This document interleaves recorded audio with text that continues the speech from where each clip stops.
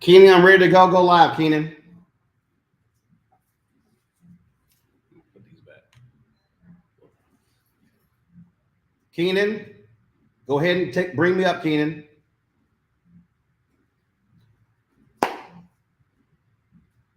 Carol, let's go. All right, folks, we are live right now, folks. So we're in the second hour of Roland Martin Unfiltered on the Black Star Network. We're doing something that is quite unique. We told you about the app Fanbase. We talked about the app, what it does, what it means, and how important it is in terms of a Black-owned social media. But it's not just for Africans. So we're in the second hour for anybody. And so what our goal tonight for the next 2 hours is to raise as much money as we can, because Fanbase is in the middle of a Series A raise. And so we got a lot of great people who are lined up. And you know what? Last night was a perfect example why an app like Fanbase is critically important. If y'all are watching the show, I told you. Last night, Oprah Winfrey and Vice President Kamala Harris held a virtual voter rally, okay? Vice President Kamala Harris had about 297,000 people watching on her YouTube channel. Oprah had about 100,000. Both of them had about 20,000 people who were watching on their Instagram pages. They had about 200,000, I think, that were watching on Twitter. So I told you. Last night, Winfrey has 21 million followers on Facebook. Virtual 1,700 people were watching her live feed on her Facebook page. 4,700 are watching Vice President Kamala Harris's Facebook page. I think she has like 5.5 million. I've got 1.3 million people on my Facebook page, only 230. And so people don't realize these apps are actually suppressing content.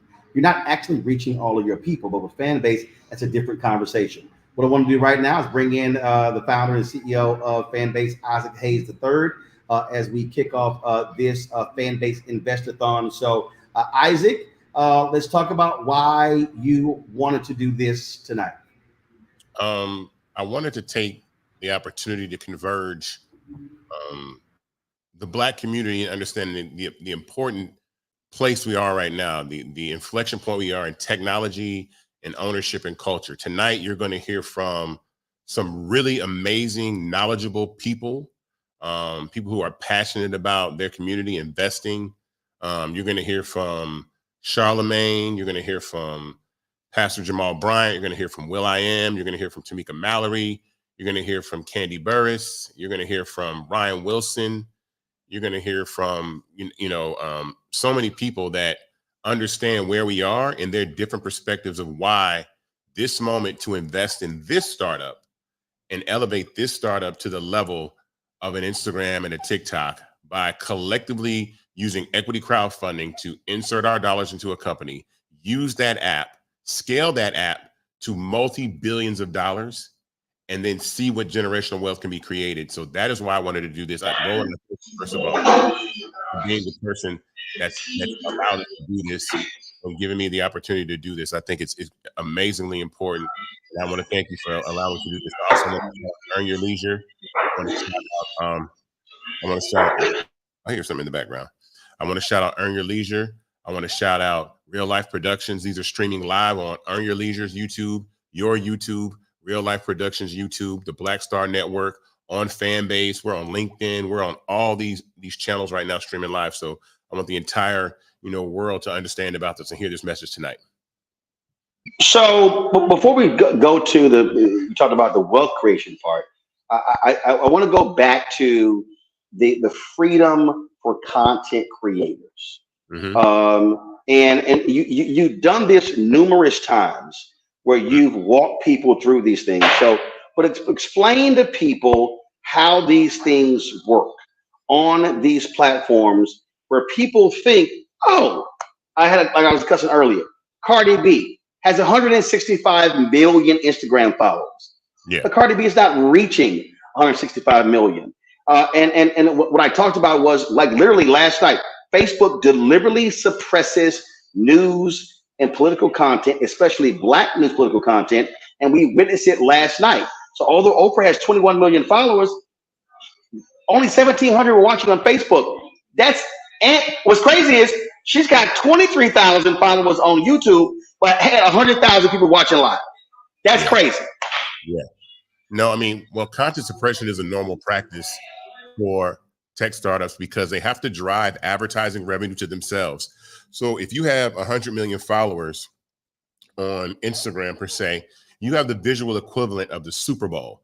That means you have as many people watching you that watch the Super Bowl 24 hours a day, 7 days a week. That means if you posted a piece of video content on your page, you could charge $7 million for that real estate. And Instagram and Meta and Facebook know that. So for that very reason, they suppress your content to force advertisers to run ads through them. So why would they let you reach 100 million people when they're about to charge, Coca-Cola or Dunkin' money to reach 100 million people? If you could reach 100 million people, Dunkin' and Coca-Cola would come to pay you. We do not do that at Fanbase. This is an engagement platform. We are a startup that has an ambitious, different view on the future of social media, that everybody is a content creator now.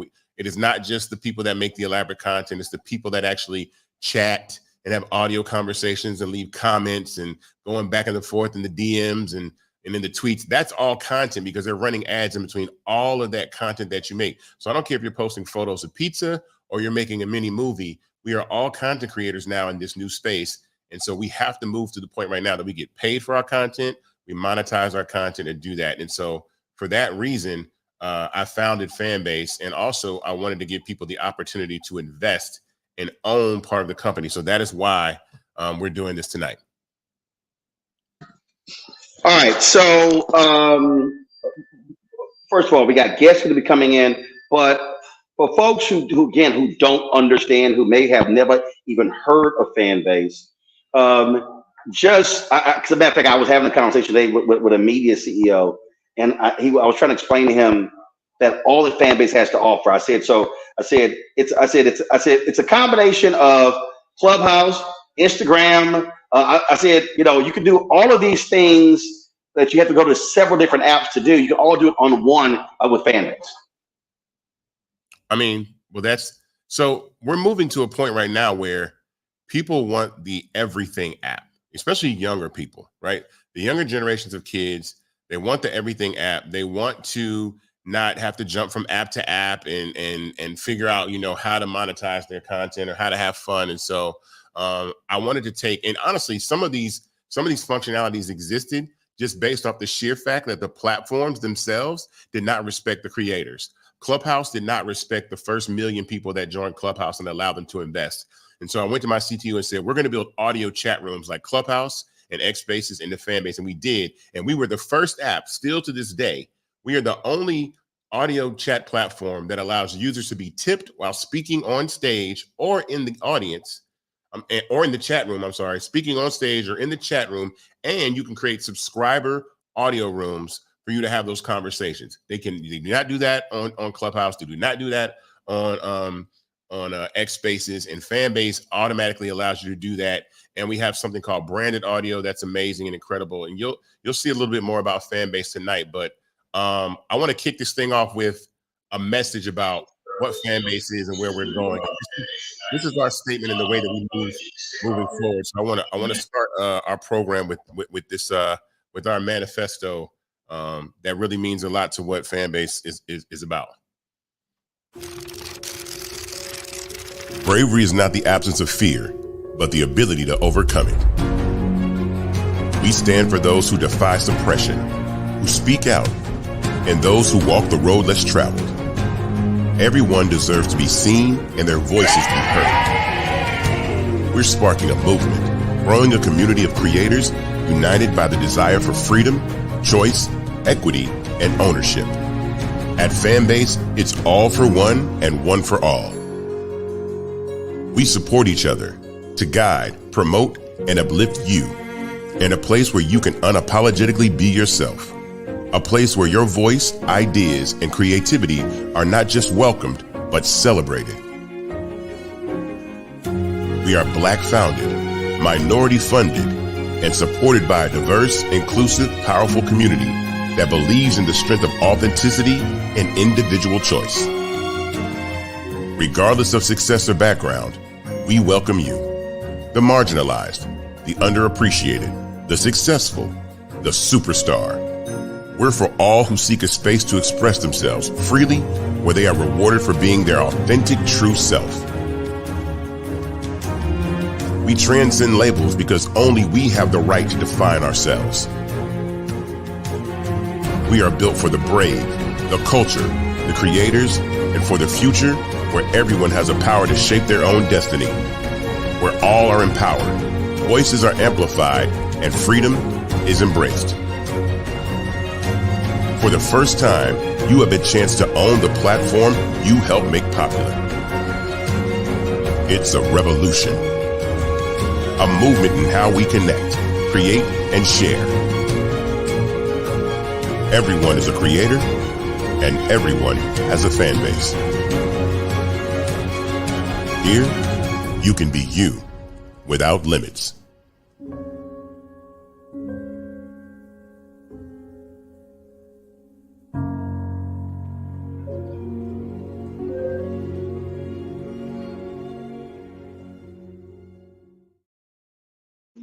Well, I love that part, you without limits, because there so many of these other apps limit what people are able to do. And so, I see this also as an issue of freedom.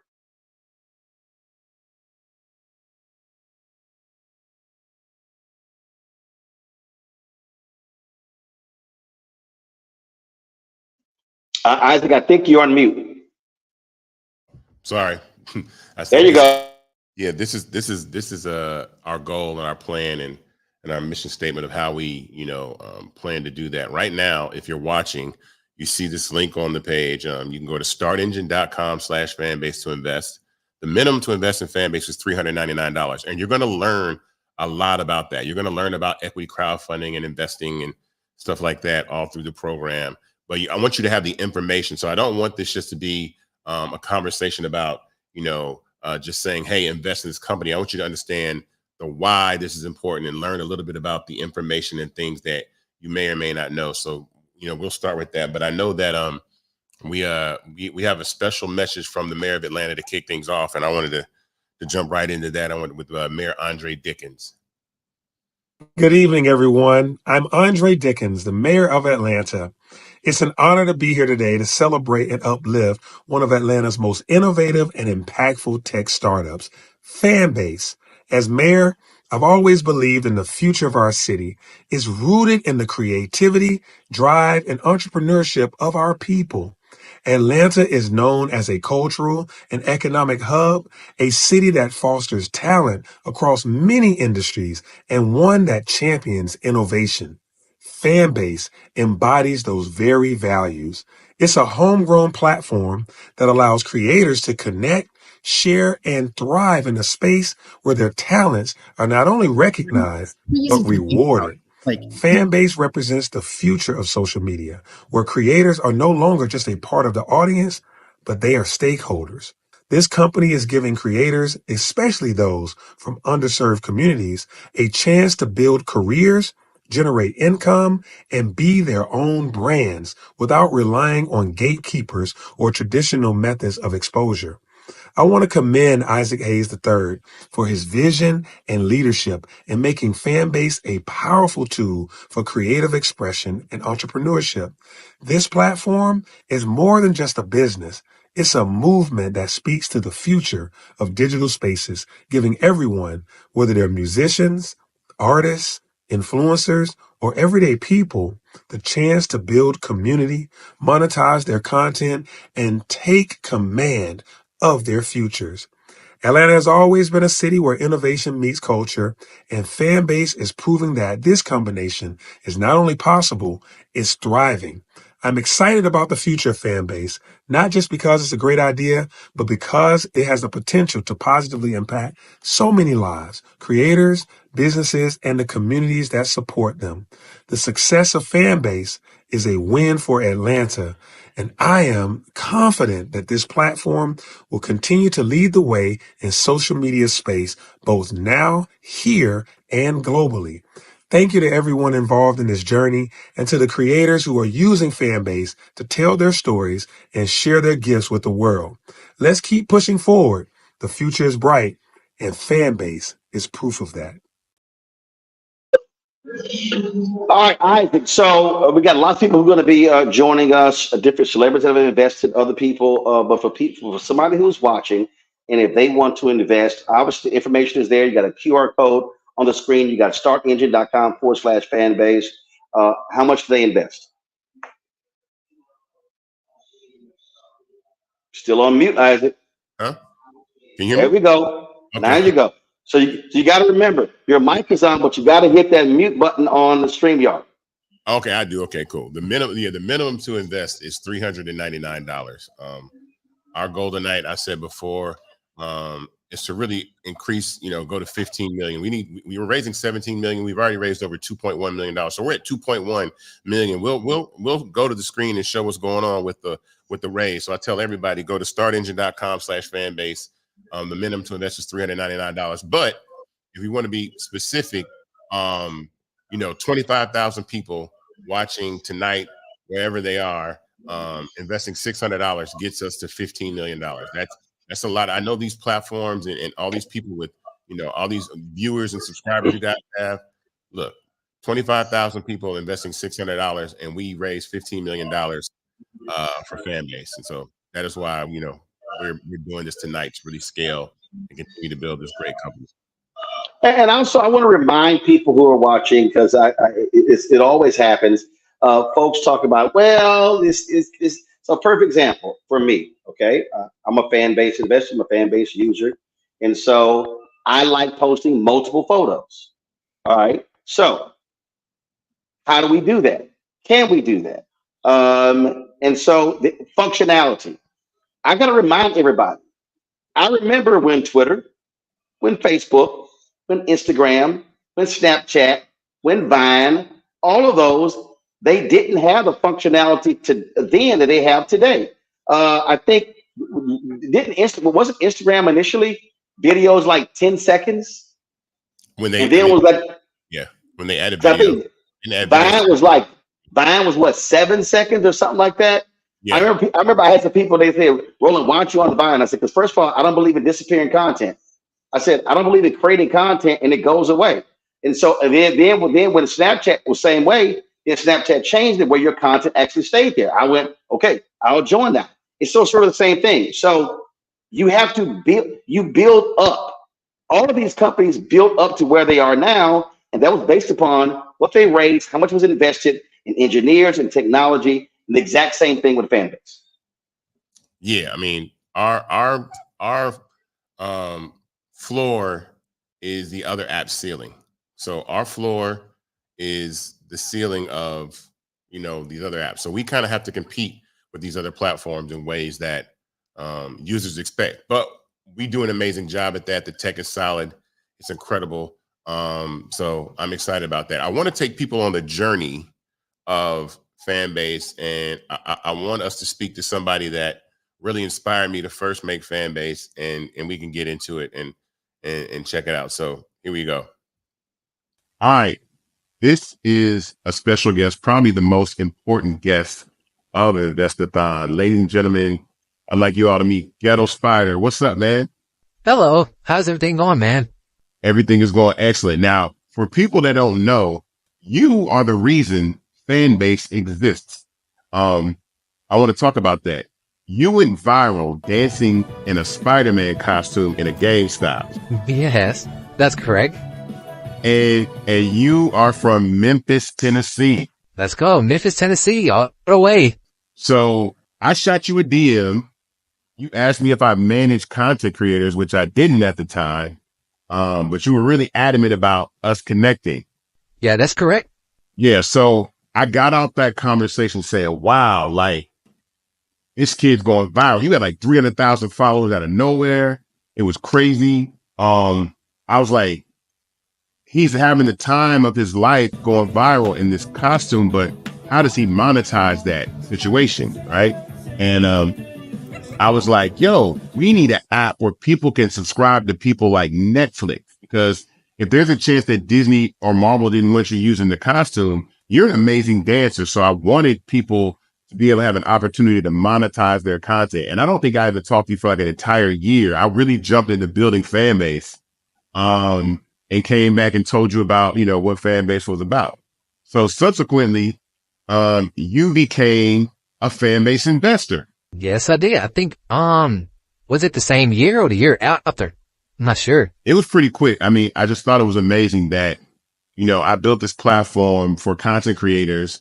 You are a content creator. You're very successful in your own right, but giving you the opportunity to monetize your content on social media without being suppressed or getting banned or stuff like that is important. So what are you up to now? So I created the Ghetto Avengers. I started off as Ghetto Spider, so it'll be nice to bring that audience to Fanbase, you know what I'm saying? Like, just bring the whole audience to Fanbase, because it's like a community. Like, YouTube, it don't feel more like a community, because everyone bring people from YouTube to Discord, but I feel like Fanbase will be more of a community thing. Well, I got something really special that I'm going to show you offline, but I appreciate you stopping by. Tell everybody where they can go invest. Do you remember where everybody can go invest? Start Engine. I think it's like you can start out at 300, 250, 300? $3.99. $3.99. $3.99. Hey, go invest. Hey, Fanbase. And it sound like Fanbase sound like, I'm not sure if I'm getting deja vu, but Fanbase sound like an out that it needs to be up there. Like, how did you get that name to begin with? I trademarked it as soon as I heard it. Like, that name's supposed to be known. Like, everyone should know that name by now. Fanbase. Trust me, after this, everyone will know the name. Hey, I'm looking forward. I'm an early investor. I'm excited to see this journey.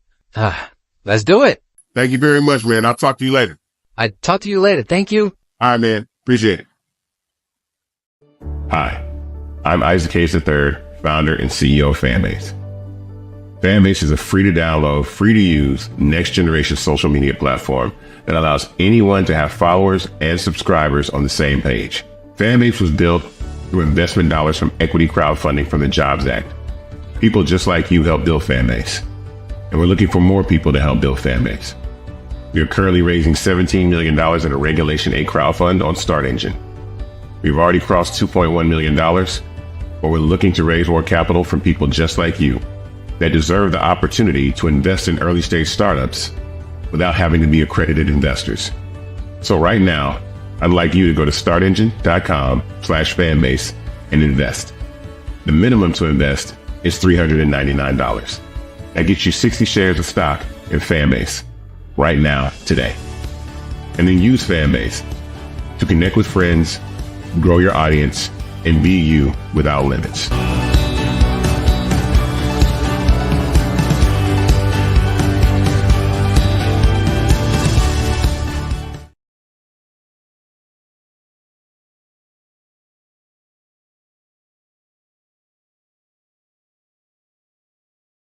We're back at Fanbase Invest-A-athon, and I got my guy, Desi Brown. What's up? Hey, what's going on, my brother? What's happening, Hey, man? oh man, bless. So I'm Desi Brown, the co-founder of the franchise game, marketer, connector. And what I want to talk about today is how important it is to invest in Fanbase.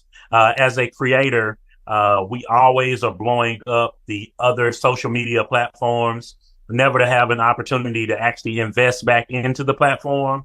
And with Fanbase, it's your opportunity to not only blow up a Black-owned social media company, but to also make money through the platform, but also make money by investing in the platform. We've never had this opportunity with any other social media. And so it's very important to be on the at the intersection of culture and technology. And that was the reason that I invested. Isaac and I have been friends for years, and I invested through Start Engine very early on. So if you want that opportunity as well, make sure you go to startengine.com/fanbase, invest, get your money up. Let's make it happen. All right, man. Thank you, man. Appreciate it. Thank you for stopping by, my guy. I appreciate that. What's up, Justin?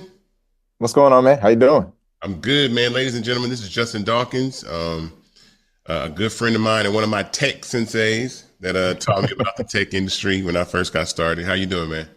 I'm doing well, man. It's a beautiful day here in the A, and happy to be here to support you and crowdfunding and just getting more people involved in the innovation economy, in the process of building a great technology and generational wealth. That's the idea. That's the dream. Where do we lack right now currently in investment opportunity for businesses like mine? Where are we lacking? Because equity crowdfunding has really served as a way that I can have investors invest directly in my business. Where are we lacking?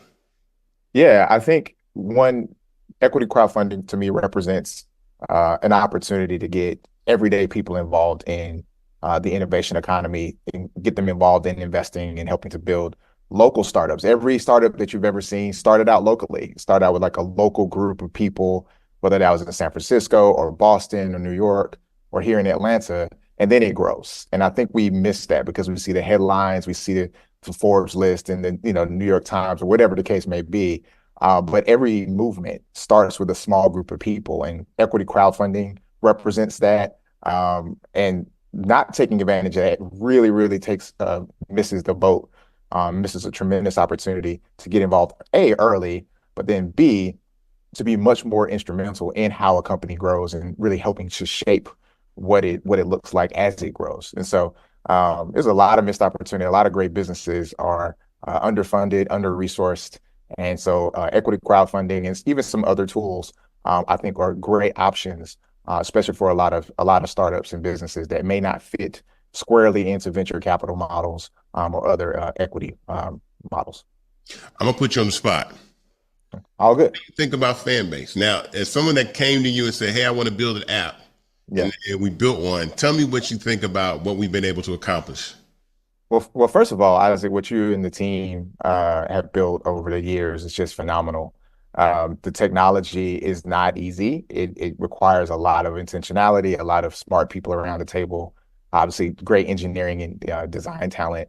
But more than that, what I love about what you built is the community, and how you really, really focused on creators, especially when we look at where things are with other apps. Don't need to be mentioned right now, but we talk a lot about how they treat creators and how they don't capitalize them well, don't invest in them, don't give them the resources they need to be great, or just flat out just don't compensate them well. And I think what Fanbase represents and what you built is an opportunity for folks to earn money, also build a following, build a tribe, and really, really tap into those folks that are really passionate about them, what they produce and create, and making sure that entire ecosystem is an equitable ecosystem. And I think that's what I'm most proud of when I think about Fanbase, and it's honestly why I personally invested in the company. Thank you. Yeah, I think I'm glad to have you as an investor. I think your cosign means a lot from someone that saw me work on this from the beginning and actually seen the tech and what we've been able to do. Let me ask you this, because I think this is also something that's important when it comes to Black tech, right? And one of the things I stress is infrastructure and ownership. Especially in like entertainment and technology, like the infrastructures are primarily not owned by people that look like us, but yet our culture powers them. What are your thoughts on that?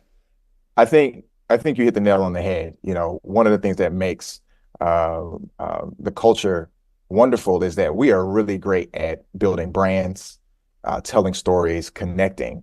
But when you look at building big companies, right, going beyond the brand, going into the systems, the processes, to your point, the infrastructure, it is critical that we own pieces of that as well. So I always like to think of it or liken it to, even the clothing or the apparel lines that we put out. Like, yes, we're good at putting dope graphics and, getting the right textures, but we don't own the cotton. We don't own the manufacturing. We don't own the process of actually producing the good.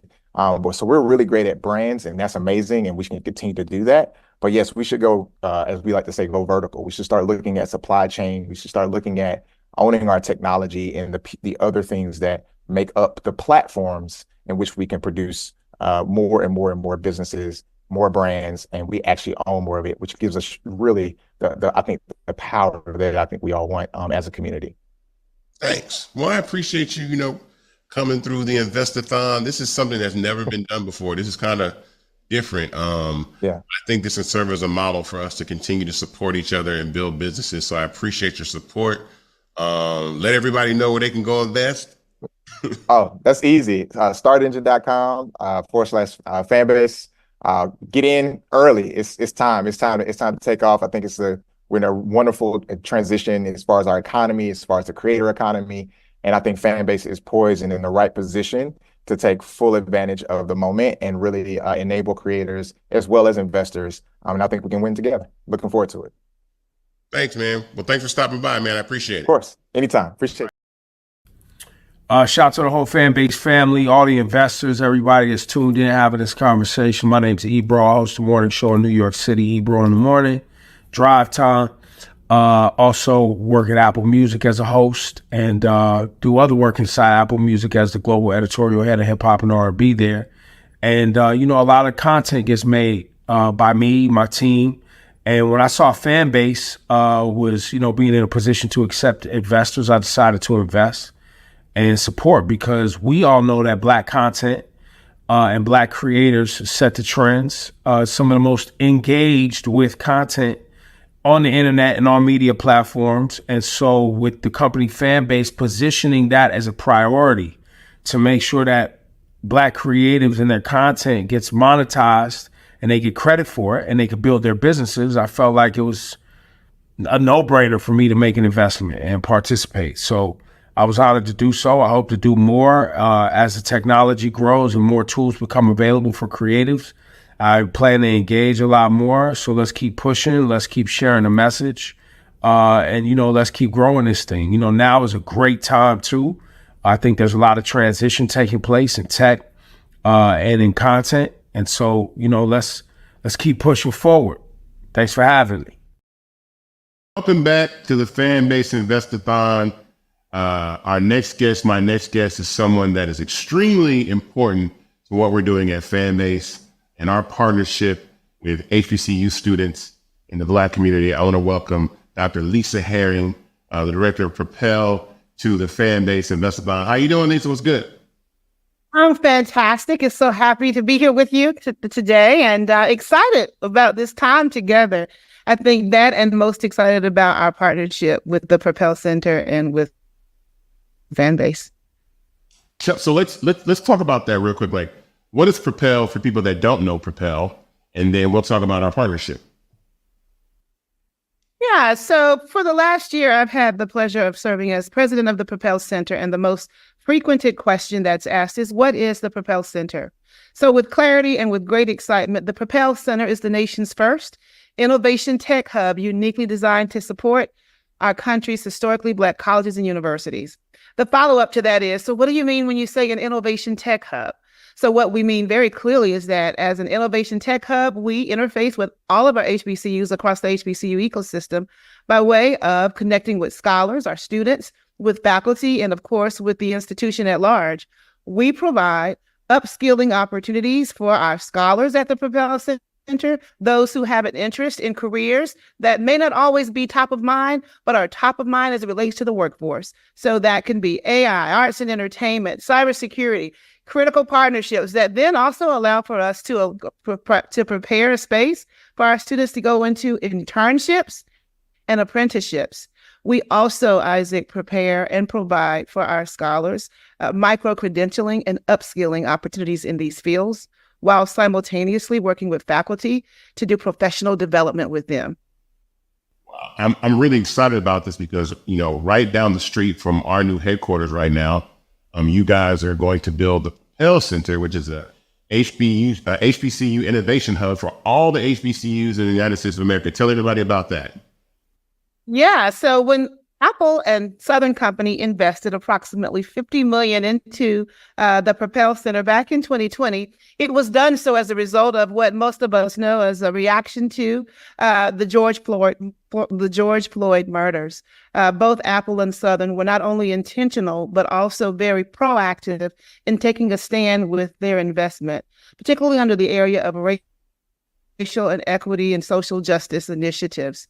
For us, what that has meant is this investment in our HBCU ecosystem. We established MOUs, memorandums of understanding, with over 80 plus HBCUs across our 100 plus HBCU ecosystem. And the Propel Center will be housed on the campus of Clark Atlanta University on Student Movement Boulevard. We're about 4 years into existence, and we've spent the last several years developing our program. Our program has been inclusive of a Propel Learn platform that is an app that allows for students to have access to our courses and our micro-credentials. But I love to explain Propel in this way. It's an opportunity for students to be online, on-site, and on campus. And our on-site structure will be here in Atlanta, Georgia. We'll start our campaign for that very soon for additional funding. But most importantly, we're already on campus across the ecosystem. And as you know, we have this amazing opportunity to connect our students with industry partners who are also deeply invested in our scholars. Yeah, I'm excited about our partnership. One, Fanbase was founded specifically to allow creators to monetize their content, but more importantly, we understand the value that Black culture brings to social media and the opportunity for people to monetize their content. And then in the tech space, I wanted to also build something that I know that in the future, we could actually have people come along, be part of Fanbase, work for Fanbase. And one of the things that I, wanted to announce with you right now, which I think is extremely important, is that with this new raise and this Invest-A-athon that we're doing, we are going to commit to a pipeline of creating job opportunities and getting people to come and work at Fanbase through Propel. And yes. I'm so excited about that because I think it's more important that young individuals, young Black individuals have opportunity to work at tech companies, especially a social media company that's founded right in Atlanta, Georgia. So I'm excited to be able to announce that. Like we are committed to the pipeline of bringing a lot more Black students and Black employees into Fanbase by way of this partnership. So let me be very clear and intentional around celebrating and embracing this opportunity with you, not just for our professional partnership, but for what I've always believed all my life is our most important focus, and that's our scholars. What this does, just to be clear, it addresses the urgency for us to not only support, but create future innovators. That's definitely a part of what's happening. And I want to appreciate something that you said, Isaac, and that is creating pathways for Black creators. So our partnership with Fanbase, hands down, does just that. In partnership with the Propel Center and Fanbase, and when I think about the scholars that I've already had a chance to not only engage with, interview, talk with, even on within the campus of Fanbase, I know that it's a difference maker. And then most importantly, we're investing in what, as an HBCU alum, is important for me to name as HBCU excellence. So this is a lifetime opportunity for not just our professional partnership, it's an opportunity for the scholars that we serve, and it's the way we change the game. And that, my dear, my friend, sir, is the most important work we can do in this time, in our culture, and of course, in our city. So I'm going to also, now here's the next bit of news that I think we're announcing right now, which is the fact that Fanbase is going to commit to taking a portion of our revenue that we make as a company and create the Fanbase Propel Scholarship. So that's right. To announce that, I think that is extremely important. So we could talk a little bit about that, but give me your thoughts on that. So it's not even as much as thought as it is a reaction and gratitude. And let me say this about you and your vision and leadership in this partnership with the Propel Center and our work for, as I shared earlier, investing in HBCU excellence. This opportunity to raise money that allows for scholarships to go to an HBCU scholar that's connected with the Propel Center is not only a shared goal of empowering our young Black leaders, but I think it's so important. It's so important. It changes their life. It eliminates issues of concern. And it also invests in them by saying that we see you, we believe in you, and we want to be a part of this journey, whether that's entrepreneurship, right? Whether that's a creator in the industry, however they see it. So I'm grateful for that. You know, in the absence of our scholars, it's a deep, heartfelt thank you.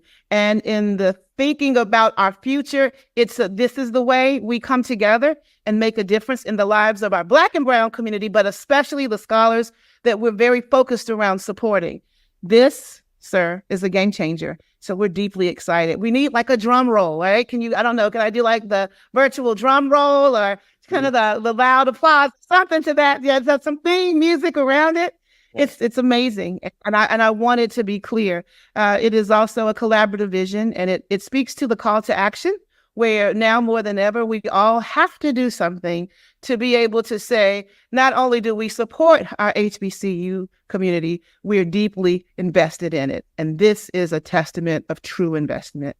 Hey, that is the perfect way to wrap this up. I am so appreciative of your time and you coming to Fanbase Invest-A-athon. This is a movement, an economic movement, tech movement, and a Black movement per se too, definitely with our partnership. So I appreciate you stopping through Invest-A-athon.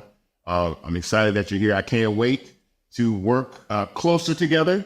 You know what I mean? Yes. I know. But, yes, please. No, but I thank you. You guys are an amazing partner to have, and I really appreciate that. This is something that is special for us to be able to do as a social media tech startup right here in Atlanta, Georgia. It's to really be connected to the community and HBCUs around the country, and there's a lot of talented young people. I mean, we've done some partnerships in the past, and some of the kids you guys have are incredible, amazing, smart, brilliant people. So I'm glad to be affiliated with you guys and continue to work with you. So thank you for stopping by. I appreciate you very much. And I'm sure we will cross paths sooner than later, as always. As always. And thank you for rising to the call to action.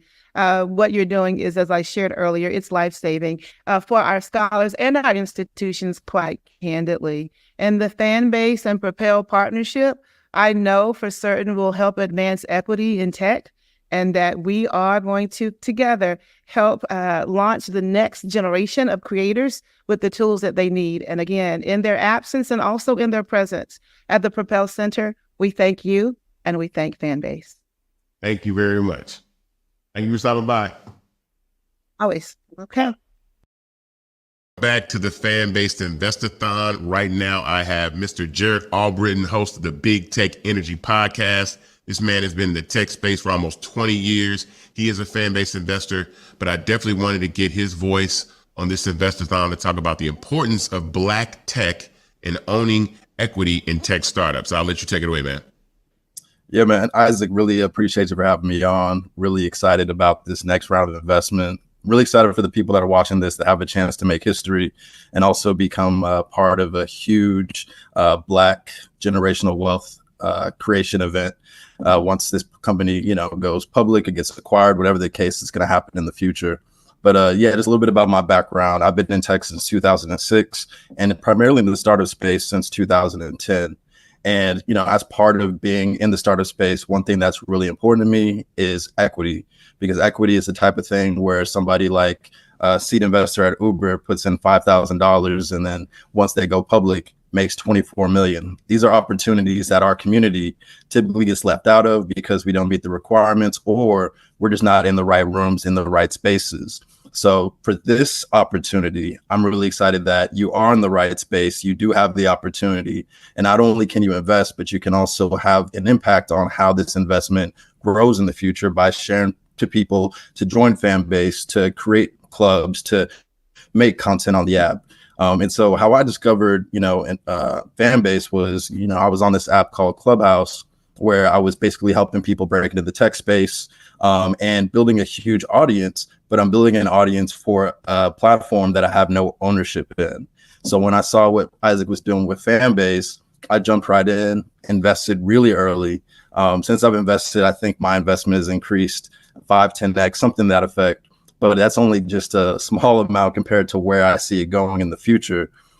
If our community does what we do on all platforms, which is bring our humor, bring our swagger, bring our, point of view that has blown up other social media platforms.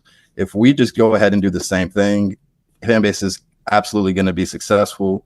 And what I like about Fanbase, besides the fact that, it's Black owned and we can have ownership, is just the functionality aspect of it. You can do things like I do on YouTube on the app. You can do things like I did on Clubhouse with social audio on the app. You can do things like I do on Instagram on the app. But instead of only seeing, only my audience seeing, only a small amount of my audience seeing this material, the opportunity for my entire audience to see this material and to do revenue share, get hearts for everything I do on the platform. I had one conversation I did on Fanbase where I looked on my phone and I made like $25. Clubhouse, Instagram, etc.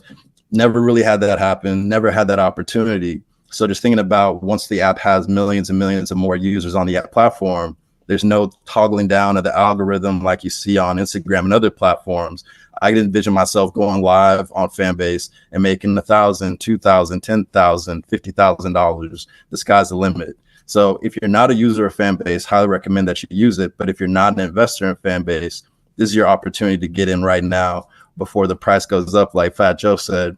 And you can absolutely be a part of history. Because what I'm interested in, what I'm excited about, is the fact that this could be an event, however many years down the line.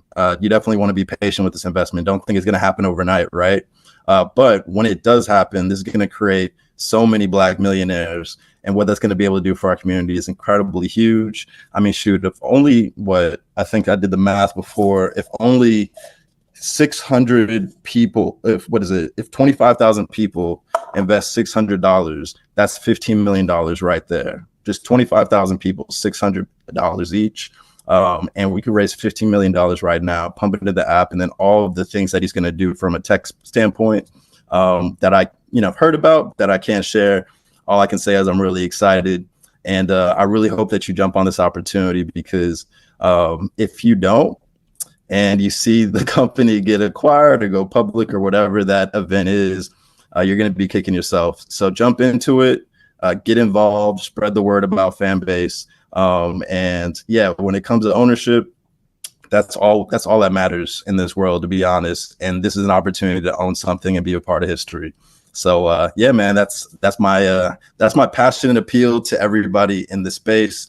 And if you're interested in learning more about tech, AI, and how to get careers in tech, feel free to check me out on Big Tech Energy Podcast on YouTube, and Dr. J on Instagram, and Dr. J, more importantly, on Fanbase, where I'll be building community and really growing an audience there, and taking advantage of all the functionality that I can get on Fanbase. So that's it, man.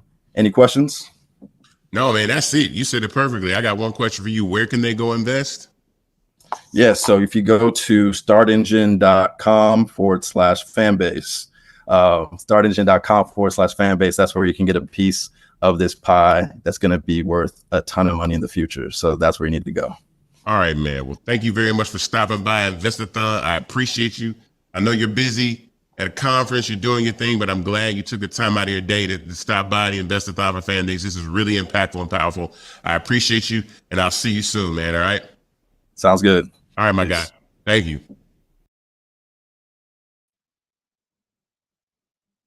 All right. So now I have to play this and make this special announcement. Will.I.Am is up next, but this isn't really a live conversation. Will.I.Am was gracious enough to join the Invest-A-athon right from South Africa off the plane, but I'm really excited to bring this conversation, and it's really insightful, and I hope everybody really tunes in and listen to this. So here's the conversation that I had with Will.I.Am that I filmed at about 2:30 this morning, 2:30 a.m. I had to get up and do this, but it was important to have Will on, and I wanted to make sure we do that. So here's Will.I.Am in our conversation. Ladies and gentlemen, I am not at the Fanbase headquarters. I am at home, but I had to get this amazing guest for the Invest-A-athon. Welcome, Will.I.Am. How you doing, my guy? What up, Isaac? I'm chilling, bro. Just here in South Africa.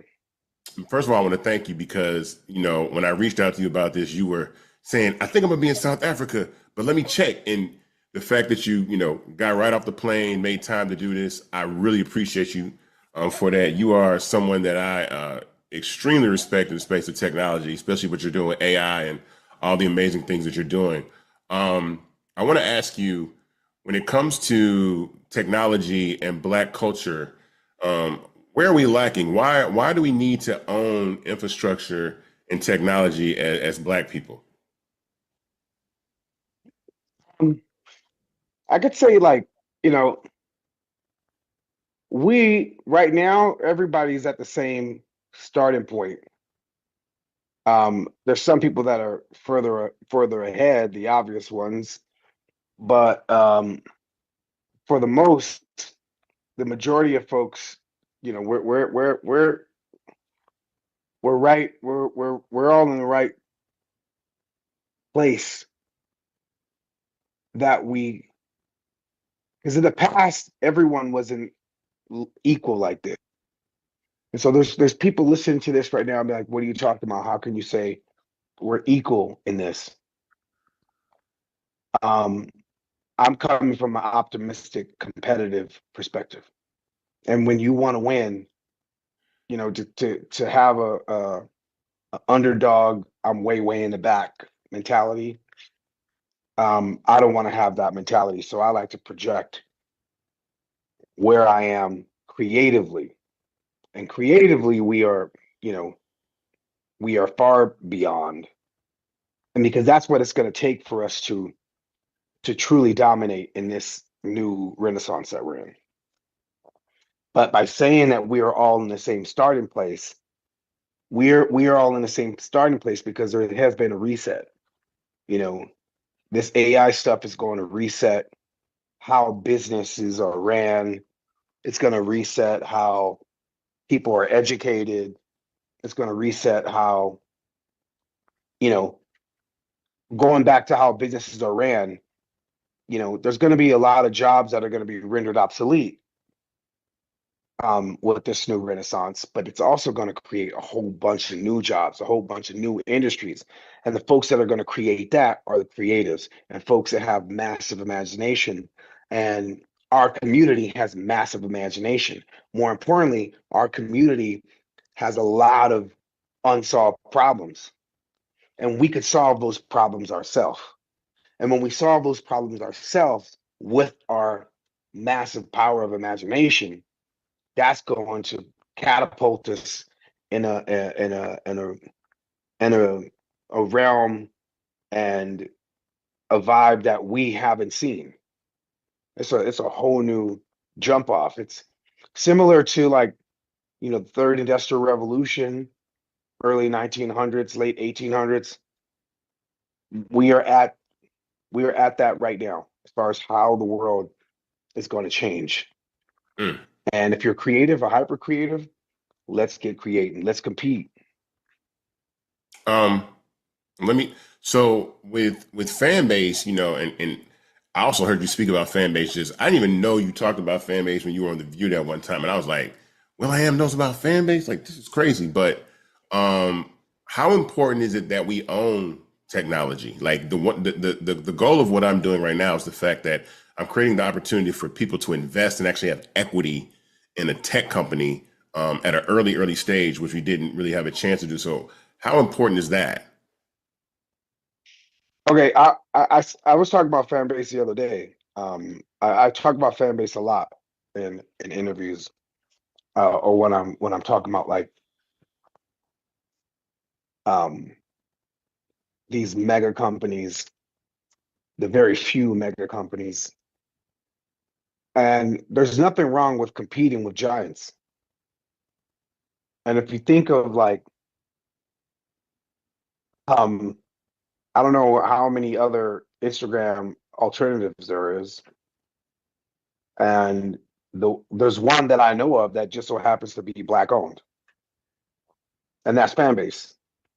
And it's important that we have Black owned awesomeness, especially if we're audacious enough to compete with giants. You know, if you're competing with a company that's worth $1 trillion and you come close, yo, that's what's wrong with that. You know, people are going to invest money in whatever stuff. You're going to invest money in somebody else's stuff, not even knowing, you know, that's somebody else's stuff at one point in time didn't really fuck with us.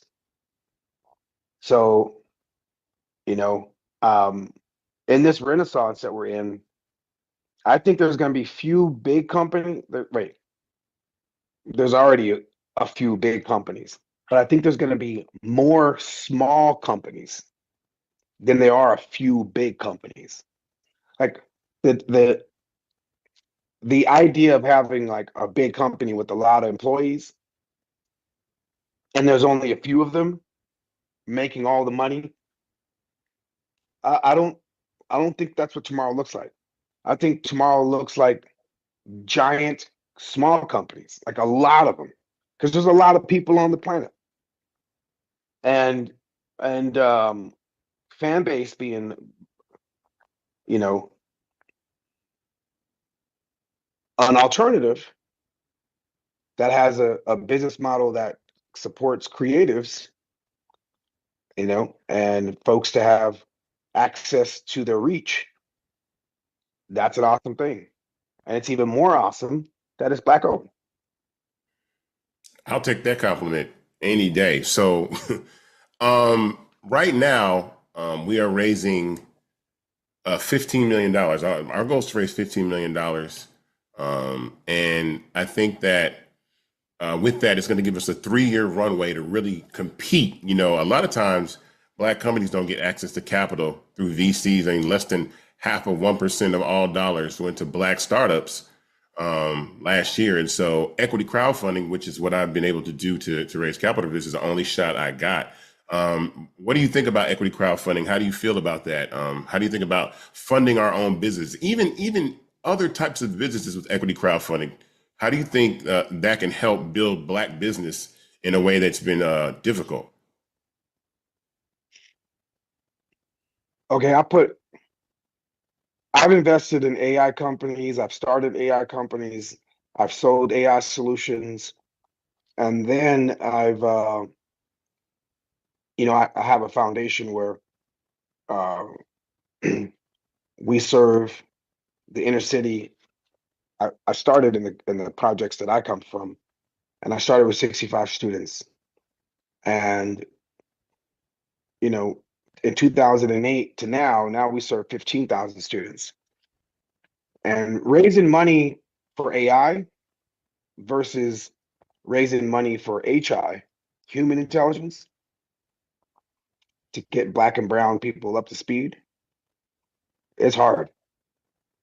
It's not just like raising money for a Black-owned company. It's hard raising money just to get Black people and brown people up to speed. And so, and if you think about that hurts. It still hurts my spirit. That, but I still keep going. You know, we've sent kids to Dartmouth and Brown and Stanford and Georgetown and UCLA and USC.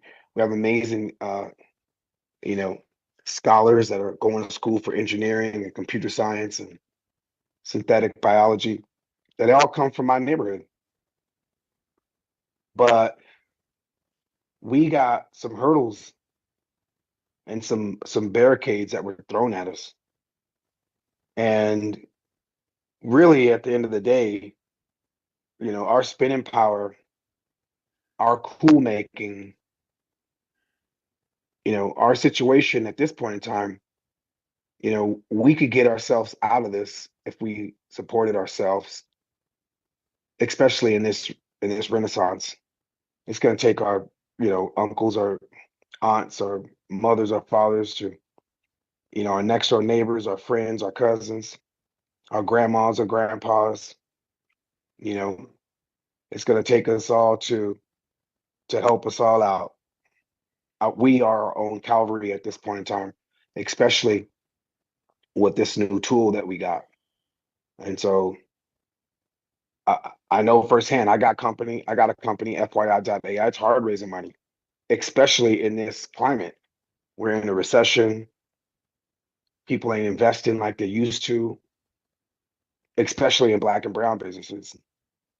You know, and we could come up, we could pull ourselves up, we could like push our, you know, make time for one another and support one another.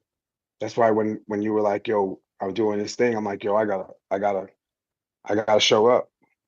Any in any form, whether it's virtual. If I was in LA, I would get on an airplane, I'll fly to wherever your event was. But yeah, we need each other right now. Thank you. I mean, well, right now we're on start engine, so the minimum to invest is $399. That gets you 60 shares of stock in Fanbase, and that's critical at this early stage of a company. It's not just that. Like, you could invest money, or you could just use it all the time. Like, because if people invest and then they don't use it, that ain't good. Right. Like, you know what I mean? Like, use it all the time. Invest and use it all the time. But think about the things that we actually invest in. You know, like, we've invested in characters that poison our community. Like, we celebrate the folks that poison our community. We look up to the cats that like got our aunts and uncles strung out on a substance. We bigging them up. Like, think about the shit that we actually entertain and like respect at the highest level. So, and then there's like this new type of thing that folks they know the importance of it, and you know, you not Nino Brown, this ain't juice, but you got a different juice. You got, you know, something that I wish I could get my cousins and my niece and my nephew to be like, yo, I'm gonna start my own tech company. We need more Isaac Hazens. You know, your dad inspired me to make music. You're gonna inspire my cousins and my family members to start tech companies. I hope, you know, because when they see Uncle Willie, they be like, that's because Uncle Willie, you crazy, Uncle Willie. But when they see somebody else doing it too, right alongside, we got a movement. So back to what I was saying, $399. You gonna spend $399 eventually on some bullshit. But if you're gonna invest $399 and then use it every day to ensure that your investment grows, and you get your cousins in the neighborhood to be on it every day, Yeah. and a movement happens, you know, and you a part of it as it grows, and you pushing it to grow, you out here farming and nurturing something that will change our communities. Like, think of Instagram's worth a lot of money. Yeah. It's not just like it's a lot of money. Like, it could. I would always say, like, imagine if WhatsApp came from Watts. Imagine that. Oh, You yeah. know, TikTok is massive, but it's not just the loop. It's the you know, people using it all the time, believing in it. You know, being a part of Beats, I saw it. You know, people use Beats. They wore them. Right? That was the choice. And it was different from, like, you know, it was a movement. They spent their money and they wore them. Now, what you're doing is like community based. It's like, yo, invest, use it, and we all grow. That's pretty powerful. Yeah, man. I mean, I want to thank you. I know you're a busy guy. I appreciate you for taking the time. As soon as you land in South Africa, I want you to continue to lead the tech space, because I'm really tapped into what you're doing and everything that you do.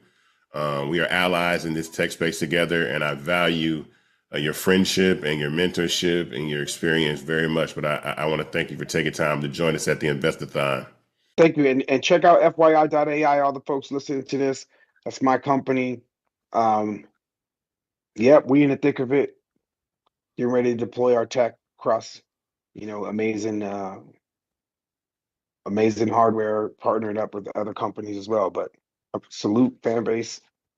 Thanks for your bravery, your audaciousness, your ambition.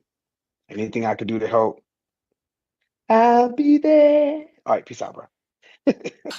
Thank you, my guy. I appreciate it. All right, my man. What's up, y'all? Look, Fanbase is more than a platform. It's a movement to empower creators, offering a unique opportunity for everyday people to invest in Black-owned tech, infrastructure, and help shape the future of social media. Investing in technology is essential for creating long-term wealth and influence in the digital age. The Black community must not only consume tech, we must own it. Discover how equity crowdfunding can serve as a powerful tool for funding Black businesses, allowing entrepreneurs to raise capital directly through their community through the Jobs Act.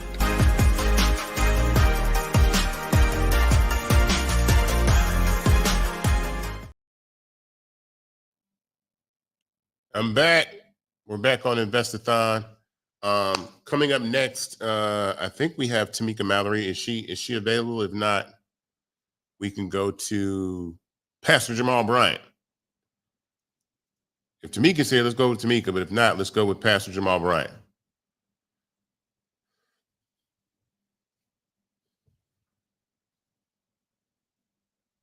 Oh, y'all hear me? While y'all wait, make sure you go to startengine.com/fanbase to invest. I think we just have a backstage issue, but how do you like it so far? Listen, we're raising capital though.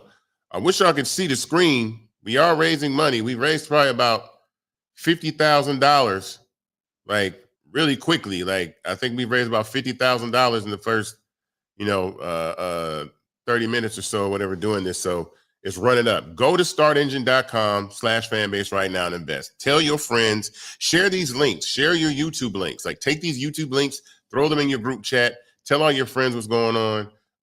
There's a lot more people coming up to speak. I want you to hear all these people. Tap in, let's go, let's roll, let's continue. If you have not invested, reinvest. That is extremely important.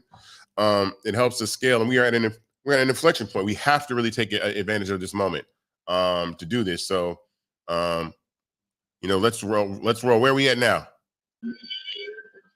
All right, so waiting for Tamika Mallory and Pastor Jamal Bryant to connect. So they are not here just yet.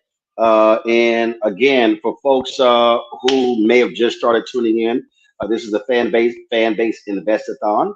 Of course, there's a lot of information out here, folks, so that you can get. I saw someone on the YouTube chat that said, hey, I need more information about the company's financials. Guys, if you go to startengine.com/fanbase, you'll see all of the detailed information, the SEC filings, all that sort of stuff. It's all there at startengine.com/fanbase. And so if you have if you want any information about how the company's performed, its current valuation, how many investors there are, how much was raised in the previous raise, all the information is right there. So all you gotta do is go to it.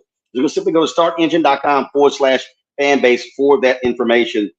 And so, this is really about the opportunity for us to be able to get in on the ground floor. And let me just say this, because this is the thing. You heard Will.I.Am talk about this, and I talk about this all the time. And I'll never forget. I was the speaker at a Chamber of Commerce event, a Black Chamber of Commerce event in Houston. And it was very interesting because they had a live auction. And they had this diamond necklace. And then they had this, after the diamond necklace was a custom tailored suit. And so I sat there and I watched the diamond necklace sell for $600-700. And I literally saw the tailored suit actually go for more than $1,000. Now, why was I perplexed by that? First, that tailored suit, only you can wear it. You can't sell it. You can't, I mean, that's it. The diamond necklace actually is going to maintain its value or have more value. And I sat there and I said, is that how we, frankly, sometimes make decisions as African Americans? That's literally what I said. So I then look at, and again, Will.I.Am made this point, look at the things that we buy. Look at the things that we invest in. So I'm just sitting here, and again, I'm thinking just functionally. So, 2 iPhones, okay? Now, because of what I do with social media and everything like that, and I've got T-Mobile and I got Verizon, all that sort of stuff like that. Okay, so more than $1,000 for each phone. Okay, I got an iPad right here. I think this iPad was $1,100, whatever the number was. Okay, I got a MacBook Pro right here. I've got other items here. Now, ask yourself the question: what do you spend money on, and does that money grow?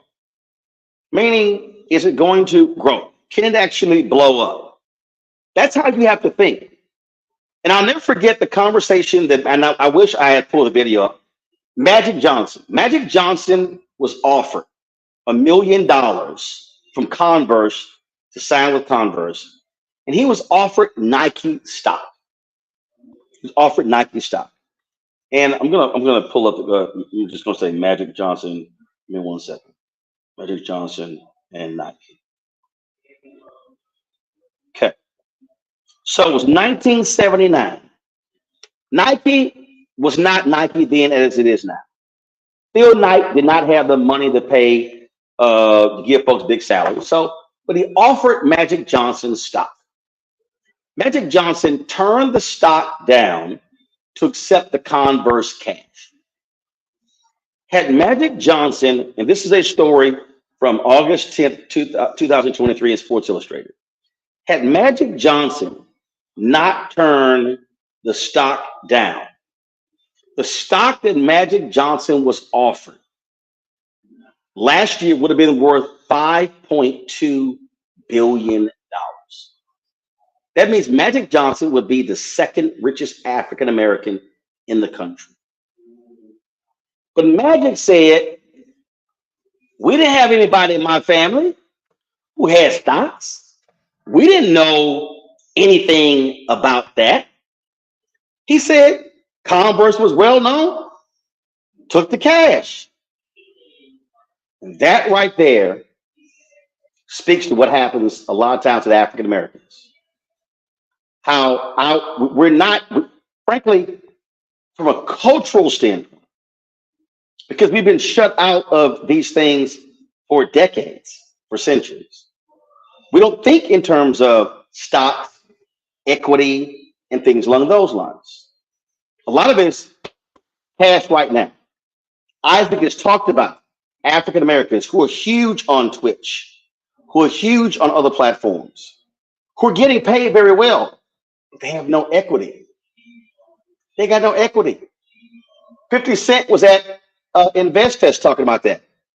The initial liquor deal he was offered, marketing deal, wasn't an equity deal.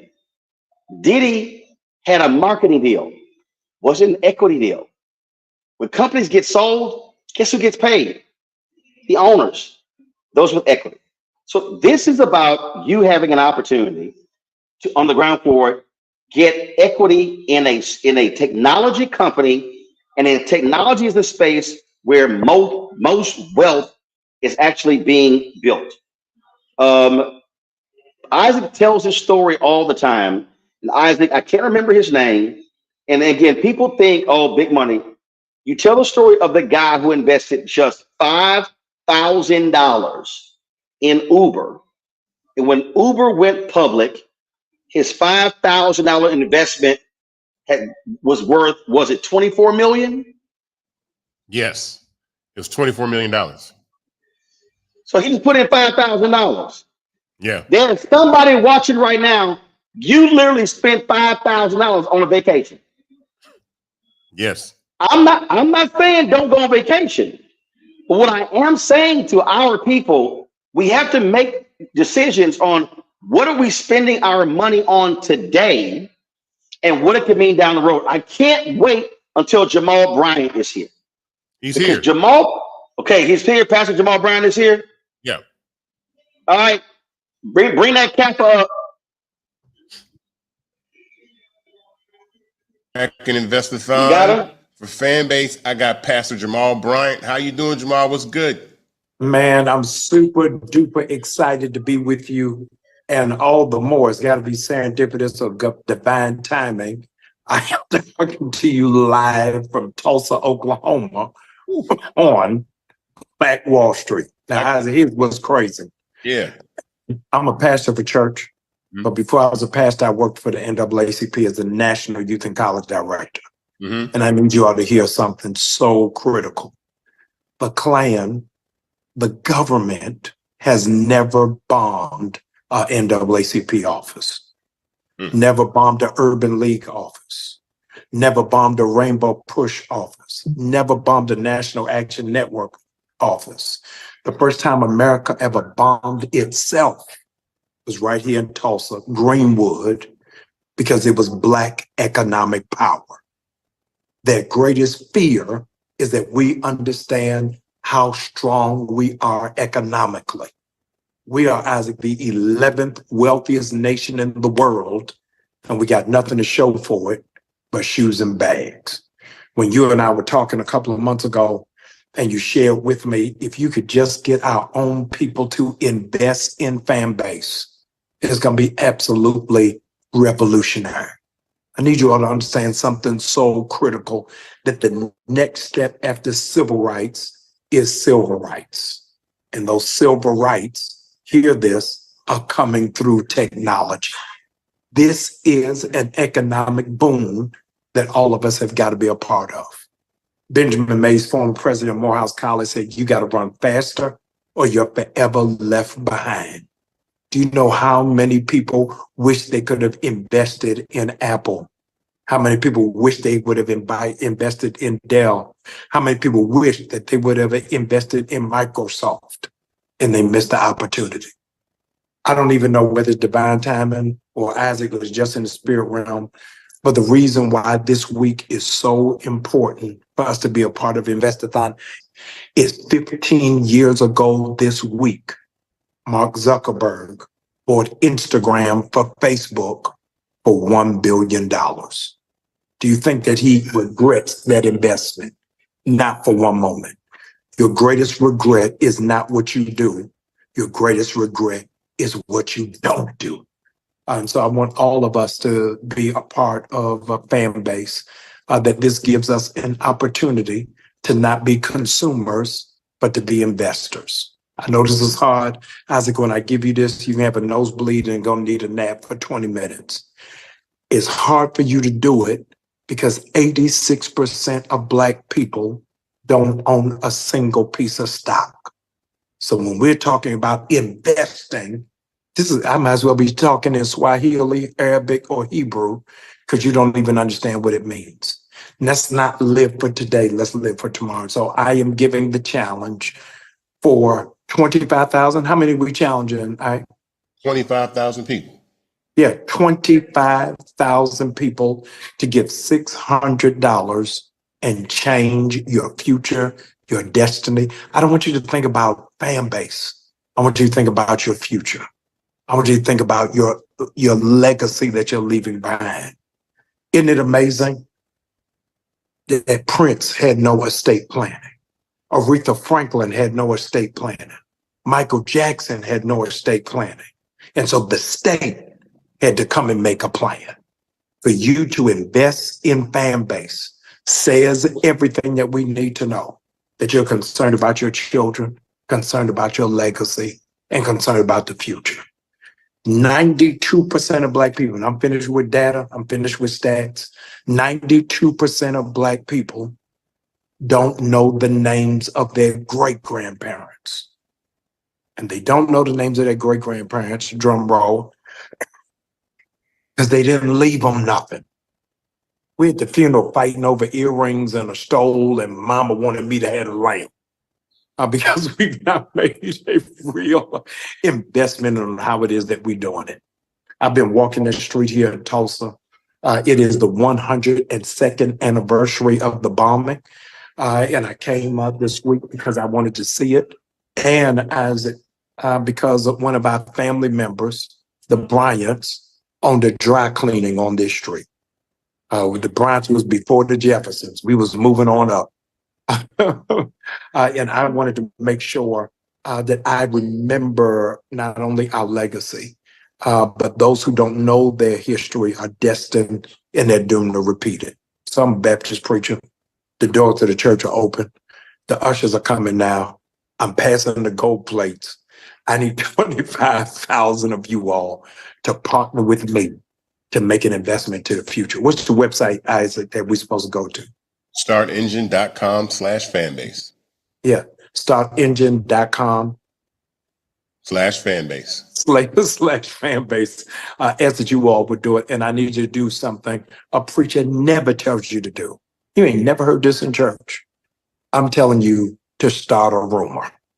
I need you to tell this everywhere, that what Isaac Hayes III is doing is radical and is revolutionary, and we got to protect him at all costs. So do me a favor. Not only do I need you to give, I need you to share this. I need you to please post this. Those of you, take the copy link and then put it in your group threads. The group threads that you are in right now, you got at least 3 of them that's at the top of your phone. Drop me into the phone right now and say, hey, y'all, let's do something. Every year, y'all planning on the same stuff. Let's go to brunch. Let's go to the Essence Festival. Let's go to the winery. This time, let's pool our money together. Let's not buy out the bar. Let's raise the bar and say, this is what it is that we're going to do and how it is that we're going to be forward thinking. After it is that you make this investment, add a title onto your social media handle. If you invest in Fanbase, add this title on your social media handle. Here it is, Afrofuturist. You are a Black person who is living for the future, and you believe that the best of who we are is not what we used to be, but what we're becoming. So as the children invest 25,000 of y'all, here it is. That's not even a half, it's not even a quarter, it's not even a third of those who went to the Million Man March. We're not even asking you to go nowhere. You ain't got to meet us at Centennial Park. You ain't got to meet us at the Lincoln Monument. So we're not asking you to buy no hotel. We're not asking you to get on Spirit Airlines. We're asking you right from the comfort of your home that 25,000 of you will be in lockstep with us. And in the days to come, your grandchildren are going to ask you, what were you doing when Fanbase was launched? And you're going to respond, I was watching Netflix. I was watching Hulu. I was in a group thread talking about who got arrested, but I didn't do nothing about the future. Come on, man. Ice Cube said you got to check yourself before you wreck yourself. $600. We spent, if you in Atlanta, you spend that on hookah and lamb chops. Come on, don't play with me. If you in DC, you spend it on mambo sauce. If you in Memphis, you spent it on hot chicken sandwiches. Come on now, don't do this to me. If you in LA, you did it on Randy's Donuts. Wherever it is that you are, I need you to pull that $600 together and let's make an incredible history. Cornel West said Black people got to stop reciting Black history and start making Black history. This is a Black history moment, and I know y'all are thrown off because you only used to doing Black history in February. Well, it's September, and you still Black. So I need 25,000 of y'all to help us to do something incredible, something monumental, and something significant. If the next president is Black, and they don't have a Black tech or Black economic agenda, we're doing the electric slide backwards. Come on, y'all. Let's move this thing forward. All aboard the love train. You ain't got to get on the midnight train to Georgia. Get on the midnight train to this website. 25,000 of you. Sow a seed of 600, and let's change the world. Isaac, I'm glad to be rocking with you, brother. Anytime you need me, call me Colette. And it don't matter whether I am in Oklahoma or Kenya. I'm gonna be there because I'm looking to cash out. This cannot fail. I got 3 kids in college, and none of them Negroes got a scholarship. I need this to work. So let's do something meaningful. Let's do something significant. Man, thank you very much. I appreciate it, man. Thank you very much. StartEngine.com/fanbase, everybody. Thank you, Pastor Brian, for stopping in to the Invest-A-athon. I appreciate you very much, man. No, love you always for no reason. I see you at the top. All right, man. God bless you.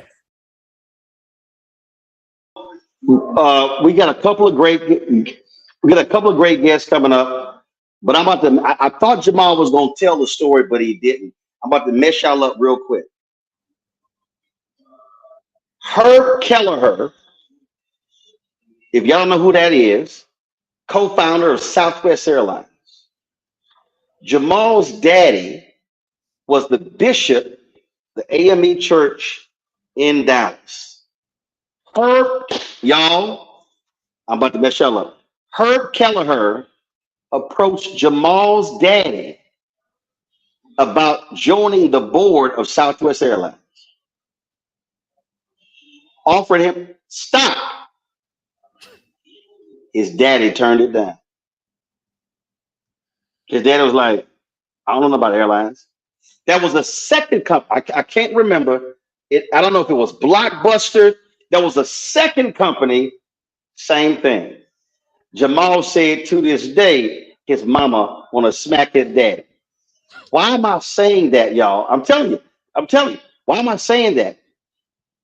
Because had Jamal's daddy accepted that offer, Jamal wouldn't be worried about the scholarships for his daughters. Because that stock potentially could be 10, 20, 30, 50, $100 million today. This is what we're talking about, y'all. It's what we don't know that's throwing us up. This, all information, I see y'all in the chat. Y'all all keep saying, asking about the investments. Listen to me clearly. Everything you want to know about this investment, just go to startengine.com/fanbase. I see y'all asking about the investments. Y'all just go to the site. Stop asking the moderators to give it all. It's all there. But what we have to do is we have got to get our people to understand you're not gonna build wealth working on that job, making $40,000, $50,000 and paying your bills. It's not. This is how, in the last 20 years, technology is driving wealth creation in the United States. We got a guest. We got Tamika Mallory with us. Tamika Mallory, co-founder of Until Freedom. She joins us right now. Tamika, what up? What's up, family? What's up? How y'all doing? We're doing great, man. Thank you for coming to the Invest-A-athon. I appreciate you. You've been a supporter of Fanbase, an ally. I appreciate you so much. I want you to give your perspective of where we are right now and why we need this platform and why this platform is important to you. Well, I think there's, several reasons. First of all, there's very personal reasons. And I think that people ask me why I do civil rights work and why I'm so committed to the movement. And they expect me to give them this big answer that includes all of the people in the world that I want to help. And sometimes I tell them it's real personal for me, my son, my granddaughter, my father, my family, and even me. I want us to be safe and to be protected. And so for me, it's real personal. I listen to Jamal, as only Jamal can speak, say some really powerful things about, why we need to focus on building wealth. But he also said that we only have to show for most of our money, bags and shoes, and we fighting over the stolen, the earrings. And let me tell you, I want the bags, the shoes, I want the stole, I want the earrings, and I'm on my way right now to buy out the bar, as he said. And I think we should have all those things, but I also want financial freedom.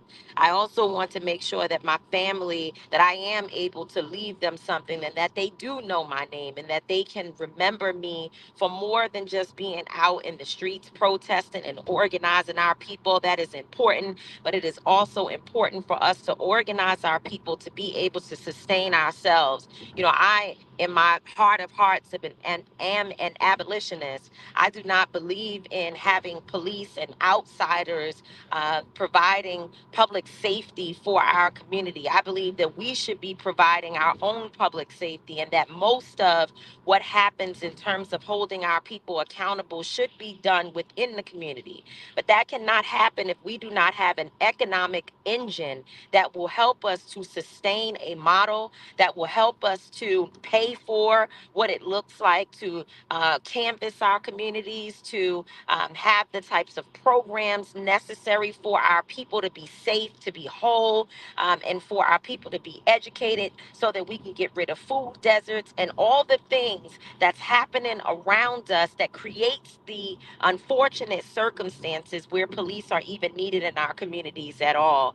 I believe that our economic freedom is going I believe that our economic freedom is going to be the key towards our sustainability and to us taking and having self-determination and taking into our own hands what we know how to do for ourselves. In every community that I work in, where they have strong grassroots organizations that are doing anti-violence work, I think about Erica Ford here in New York City, and A.T. Mitchell, and my brother, my son, and so many who do work on the ground in places like New York City, even in Newark, New Jersey, where Mayor Ross Baraka has invested incredibly in grassroots organizing. You can see the difference in the community. You can see where our people are more comfortable to walk into an office and say, I need help.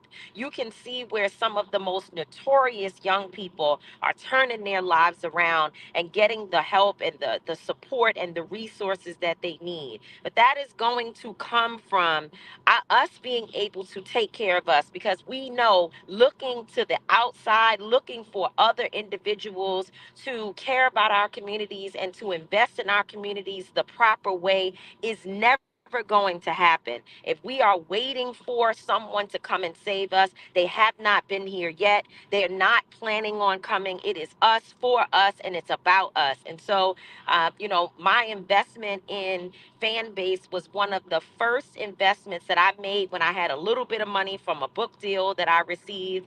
I put my money into Fanbase, and I'm proud to join other Black folks. In fact, I put my money in because Roland Martin called me on the phone one night and told me I had no choice.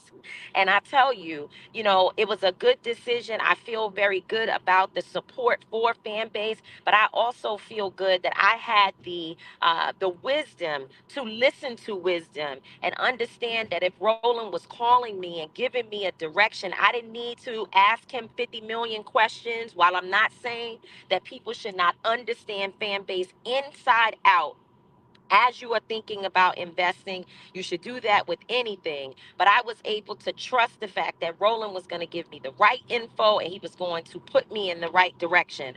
So hopefully those of you who are listening, that you will believe that today, as you see so many of us who work so hard on behalf of our communities. We are invested in something that we know is going to win. I appreciate you, Isaac. I see you. I see what you're doing for the community. You are the type of person that I want to be invested in. Someone who is courageous, bold, who speaks up against all the suckers out here that's trying to play our communities. You're doing your role, your part, and really holding down your role. And we love you and appreciate you. So I'm Fanbase all the way. And I'm asking all of you who are on here tonight to go out, tell everybody. They say lottie dottie and everybody in your family to invest $600 in Fanbase by going to startengine.com/Fanbase. Wow. Thank you so much. I appreciate that. I sure did. Awesome. You did. Roland, a bully in investment, won't you?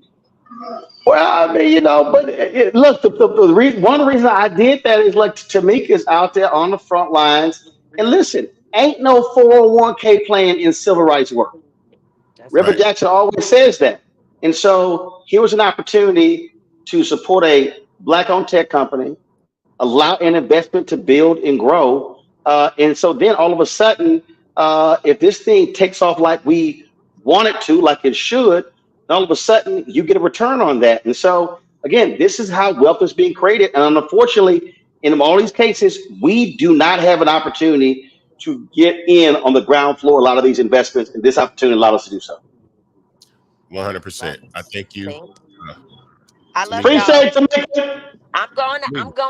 I'm not gonna buy out the bar, but it sounded good at the time because I was trying to do a little play off of Jamal. But I ain't buying out the bar. I'm on a 2-drink minimum and back home in the bed. I love y'all. See, this is why for me, by not drinking, I don't spend no money on alcohol. Right. We know. Water. We know. You tell us that all the time. And you don't You got need alcohol ever. All right, Tamika, appreciate it. Good to see you, darling. Um, Folks, go we ahead, got Isaac. next. Go Candy. Hey friends, what's up? It's your girl Candy. A lot of y'all know me from a lot of different media platforms, but most of y'all know I'm about my business. Let's just get straight to it. And with that being said, over the years, I made a lot of investments. I've invested into a lot of different things, but I would have to say there's not been many times that I've had the opportunity to invest into a company that has the potential to be $1 billion company one day early on. How many times have we heard people say stuff like, oh, if you would have invested in Apple back in, I don't know, back in the 90s or the 80s, you would have $100 million right now. I'm just making up numbers, okay? I'm just saying, but y'all know what I'm talking about. How many times have we heard that? And we always say, dang, I wish I would have had that opportunity. Okay, with that being said, I am an investor in Fanbase. I got in early and, I'm not telling you what to do. I'm just telling you what I did. I do think that this company is on to something. I feel like we all know social media is huge and we all seen different apps blow up crazy, right? And but I have to say with those apps, I didn't have the opportunity to invest early. And with Fanbase, the opportunity is there. I encourage you to get more information. Find out more about Fanbase. I'm just saying.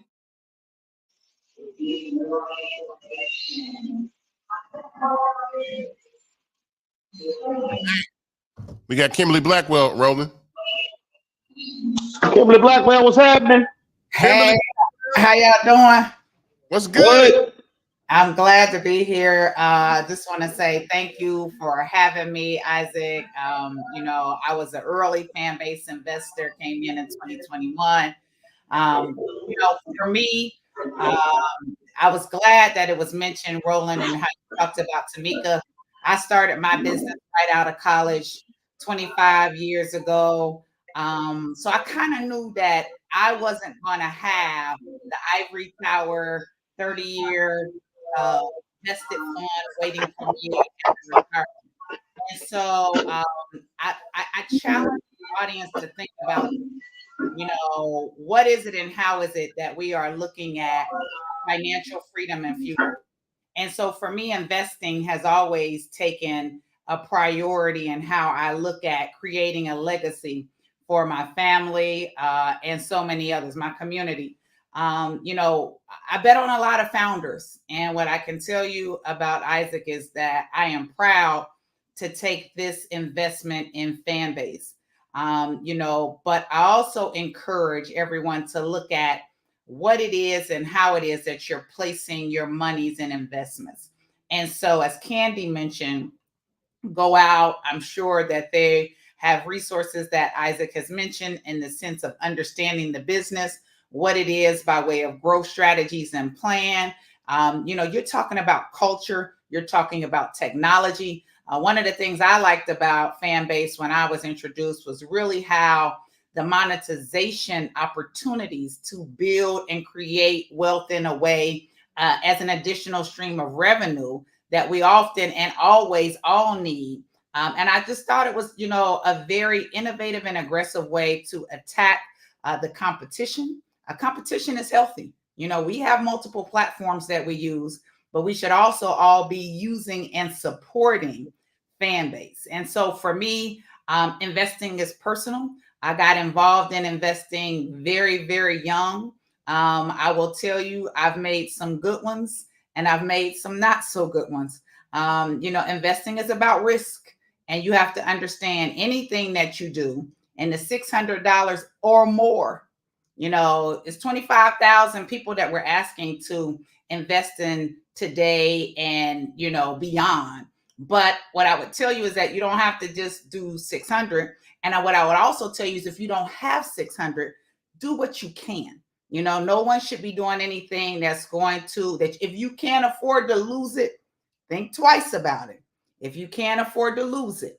But if you can, because we know that we're using money and spending money, as they've mentioned, in the club and or anywhere else, and a lot of nice accessories. But why not take an opportunity to get into something at, what I don't even want to say startup, because now we have a history of performance. The business is still here. So we know that Isaac and team are doing some of the right things in the sense of where and how they've expanded their product offerings from the initial set. And I'm actually just proud to be a part of the tribe. I think we have to understand too that other communities are so good at supporting one another. So why wouldn't I, when he called me, and I do, thank you, Lord, have, why wouldn't I put money into supporting another business that I believe in, another founder that I believe in, to do the right thing? And what I will tell you is that I sit in a lot of investment communities where folks talk about the deals that have been mentioned, where they put in less than 5,000 up to 25,000. And as was mentioned, they are wealthy individuals. We have an opportunity to do the same. And I encourage you all to go out, look at Start Engine /Fanbase. If you have questions, Isaac, I do encourage you, because if there are a lot of questions in there, we do need to make sure we're directing them to where they can have it and feel good about it and inform, because I know you've already done the work. And then, let's take this ride together, because Lord knows that I am hoping that this is the one that allows me to cash out. We gonna cash you out. You getting cashed out. You getting cashed out. This is a community effort. Look, man, if we don't own infrastructure, I think I say, look, man, and this is a conversation that I have all the time. I went through a list of Black-owned inventions, and it just broke my heart that we invented ice cream and we're not Breyers. We invented the alarm system and we're not ADT and Brinks. It's just, at some point, we have to stop and build the infrastructure. If we're not, we're just going to be assisting our culture through somebody else's infrastructure. And that infrastructure is going to be $1 billion trillion asset that creates generational wealth for a bunch of other people that are not us. And it's just, it's time to do that. And if we don't, we do ourselves a disservice. And really, capital is really what separates, all of it. It's hard to get capital. Like equity crowdfunding is really what is the godsend for us to be able to do this. But it's the win is that we all own this company together. Everybody's a shareholder in Fanbase, and by using the platform, you continue to make it grow, and it makes it extremely possible to do that. So I tell everybody, man, listen, we created scratching in hip hop, and we don't own the turntable company. There you go. Again, that's what happens, and I need everybody to understand why we have been on this live. This story just came across. OpenAI, okay, the company. Mm-hmm. They have raised $6.5 billion in their latest raise. Now, mind you, the entire U.S. venture capital market is $150 billion. They raised 6.5 billion. So the reason I'm saying that, folks, they raised 6.5 billion. That means that they value that company at $150 billion. $150 billion. Folks, I'm telling y'all, black people, this is a fact. Hey, We Roland, and I need to say this too, because I do believe in folks understanding what they're investing in, but I will also tell you the game.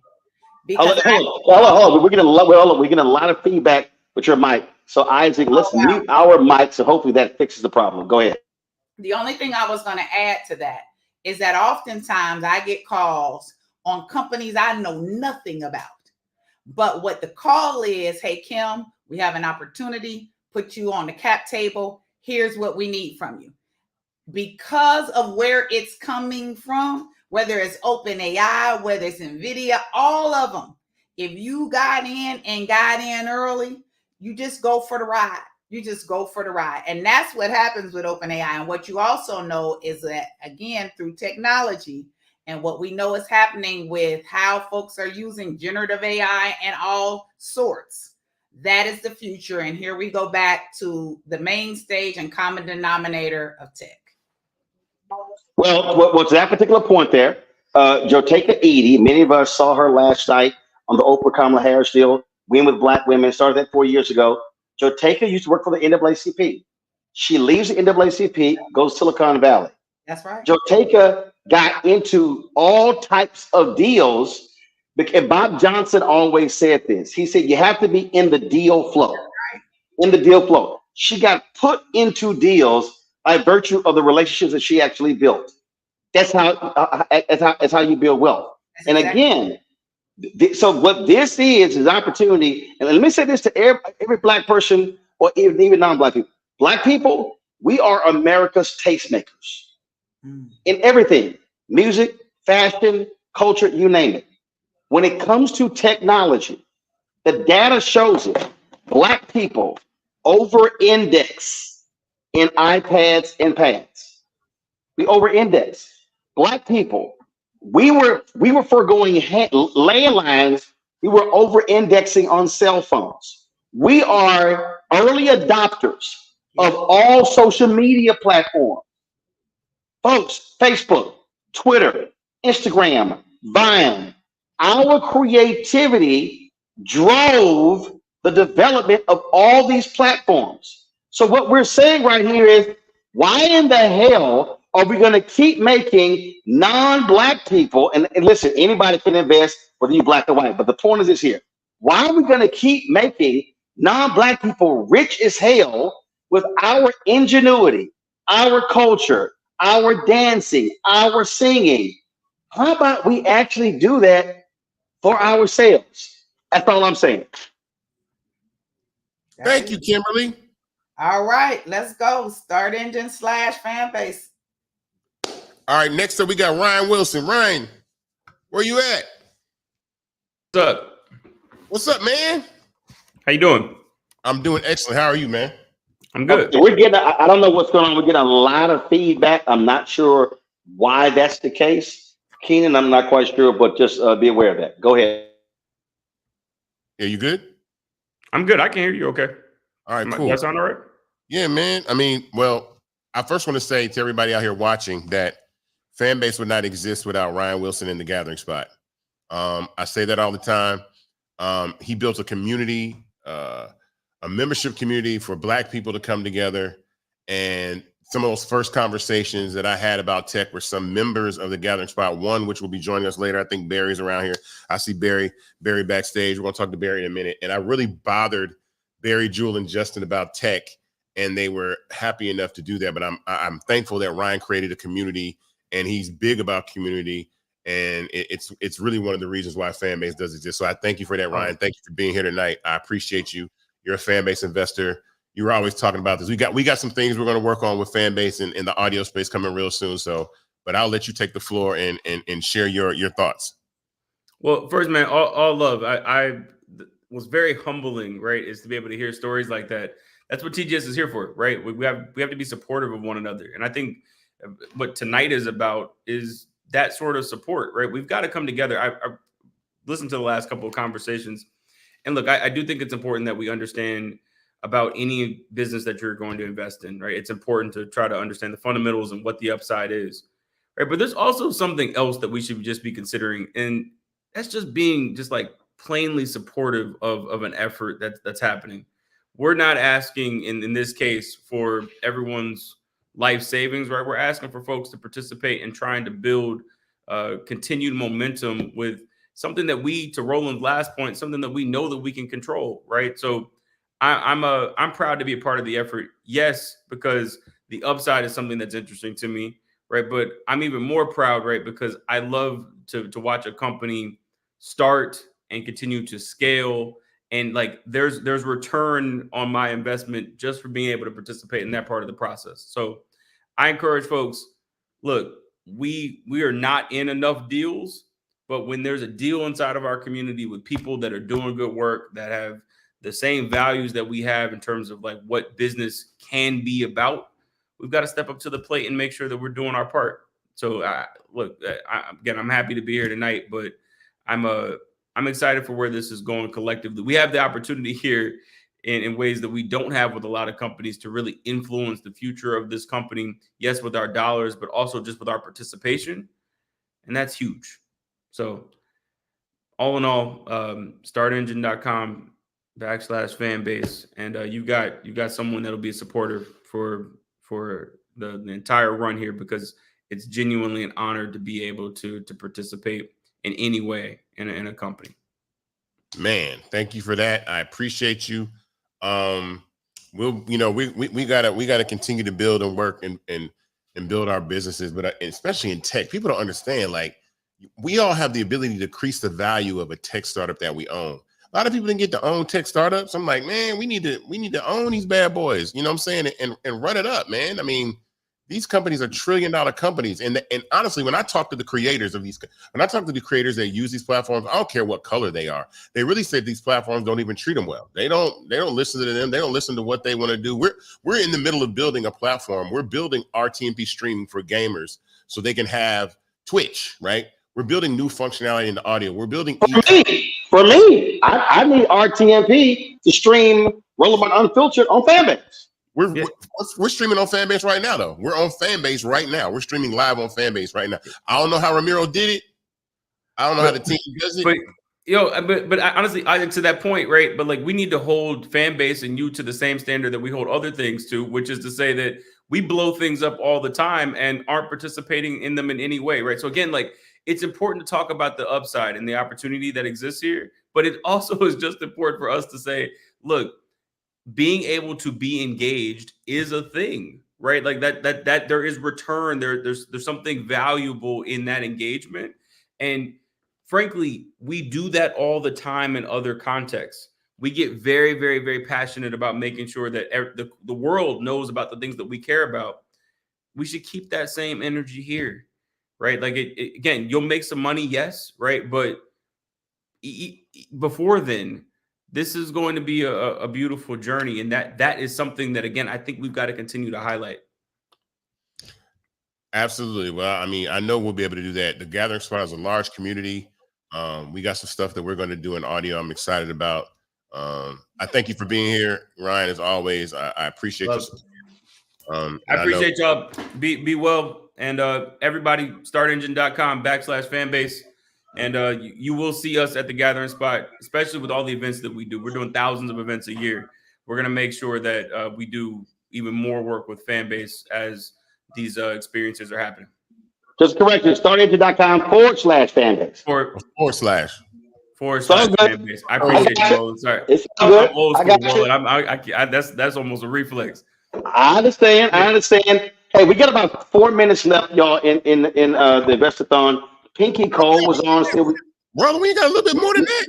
No, hold on. Pinky Cole. Well, you told me 8 to 10. Pinky Cole was on. Let's get Pinky back. But my frat brother Hill Harper is with us. Hill. Hey everybody. Hey, listen. It is wonderful to be on and listen. I am an investor, a very, very, very early investor in Fanbase, proudly so. And I encourage everyone to join me. join me in investing in this company. I've invested in many companies.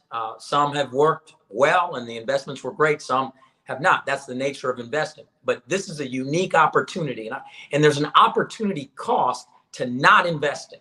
And think about this. We have to own our own base technology companies. And remember, technology companies evolve over time. They are living organisms. None of the companies that are billion-dollar, trillion-dollar companies, unicorns, are the same company that they started out being.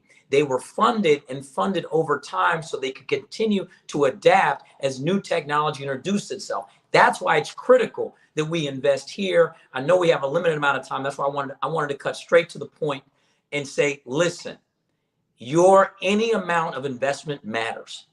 And this is critical. And I'm also going to say this because, Isaac, I was waiting to say this here.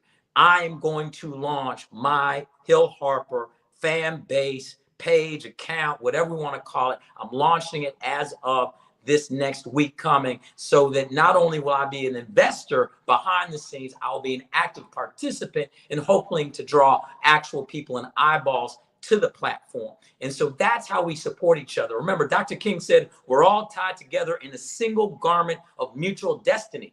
We got to stop operating in silos in our community.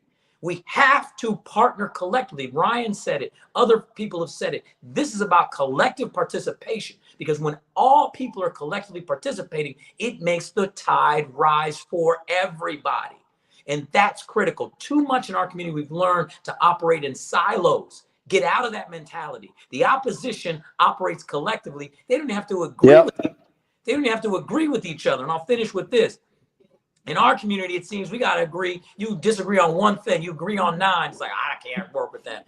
The opposition, they can disagree on 9 things, agree on 1. They storm the Capitol together. Come on, y'all. We got to support each other. Let's go. Absolutely. And in fact, Hill talked about the collective. If you go back and listen to or read Dr. King's final speech, April 3rd, 1968, in Mason Temple, he said, Black people, individually, we are poor. He said, yet collectively, we represent one of the largest economies in the world. That's right. He said, in order for us to move, we have to move as a collective. So when Isaac talked about off the top, if 25,000 people contribute, invest $600, that raises to $15 million. Now, you don't have $600, you do less. I am a living example of what happened when Black folks operate as a collective. We probably had about 31,000 people contribute to Roland Martin Unfiltered in the 6 years. They contribute more than $2.5 million. That's how we're still here. We've been able to build this network because there are people who say, Roland, I can't send 50. They said, I got 25. Your 25 is just as important. 10, 5. I had an elderly Black woman in the airport in Atlanta. She said, all I have is $1. And I said, baby, your dollar is just as important. We took a photo, I posted on social media. But that's what we're talking about here. But what we're talking about is creating. Here's what I'm tired of. And I was at CBCF last week. I'm tired of us having wealth creation conversations. We have to have wealth creation engines. You're not going to create wealth by attending panels about creating wealth.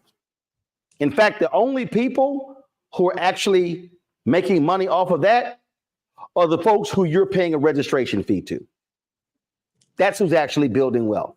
So this is Fanbase, y'all, is a social media company, but it is a wealth creation vehicle. And that's how we have to think about it. So now if you're watching or listening, I want you to now say, okay, how many wealth creation vehicles do I have an opportunity to actually participate in? That's what this is. And again, it's a risk. There's no guarantee of anything. But here's what I do know. If you spend $600 on a jacket and you gain weight, your ass may not be able to wear that $600 jacket. And so it's going to sit in your closet or you're going to give it away. I'm just being straight up. Right. I got some stuff in my closet I can't fit. So if I want to wear that stuff, my ass gonna lose some. Send it to me. My ass gonna lose some weight. Well, I'm taller than you, so that's not gonna work. So that ain't gonna work. Don't get on here. Hey, don't get on here and lie, Roland. Come on. Hill. Oh my God. Don't make me post a photo on Fanbase, Hill.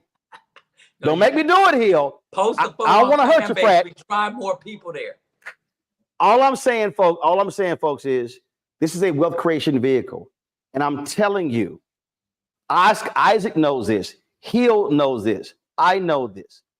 White boys and white women all across the country, they are in deals like this in order for them to be able to invest small amounts of money, have a big payoff in 3, 5, 8, 10 years, and they can sit back and chill.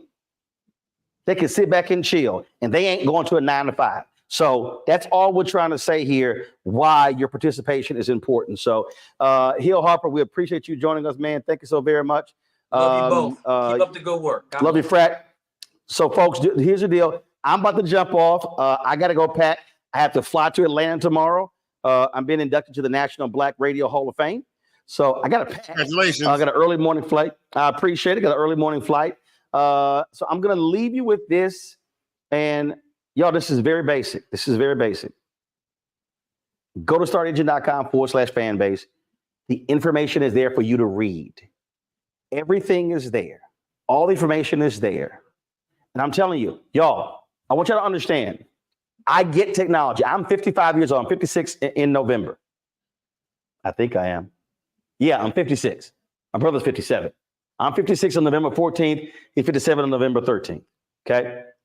I'm on Facebook, Twitter, I don't call it X, Tumblr, Instagram, Fanbase, LinkedIn, TikTok, Snapchat, Threads, Spoutable, Spill. That's 11 social media platforms. Of the 11 social media platforms that I am on, I do not own any equity in 10 of them. Let me say it again. Facebook, Twitter, LinkedIn, Instagram, TikTok, Snapchat, Tumblr, Threads, Spill, Spoutable. Those are the 10. The 11th is Fanbase. Those are the 11 social platforms. And I might be missing some. I'm on Flickr, 12. Got photos over there. I only have equity in one, which means out of all the social media platforms, somebody said too many platforms. No, it's not. But I'll throw in YouTube, 13. Out of the 13 platforms, the only one that I have equity in is Fanbase.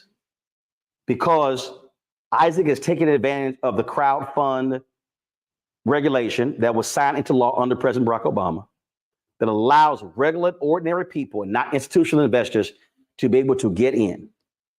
So Black people, when you make the investment, it's not a question of just, man, I'm gonna cash out in a year. You literally are creating economic value for your children's children. I don't have any biological children, but I raised 6 of my nieces.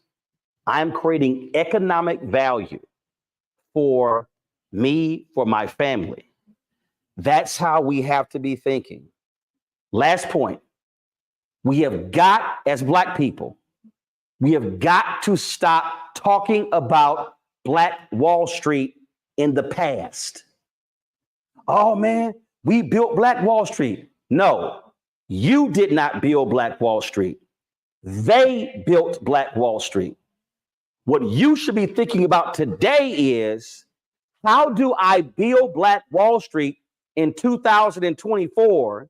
So 50 years from now, a little Black kid, a little Black girl, a little Black boy, that's going to Black History Month program, they're going to be talking about, oh, there were a group of people in 2024 who decided to do Black Wall Street in the 21st century, and they invested in a platform, a social media platform that then blew up and was worth billions, and they're going to be talking about you, as opposed to 50 years from now, we're still talking about Black Wall Street from the 1920s.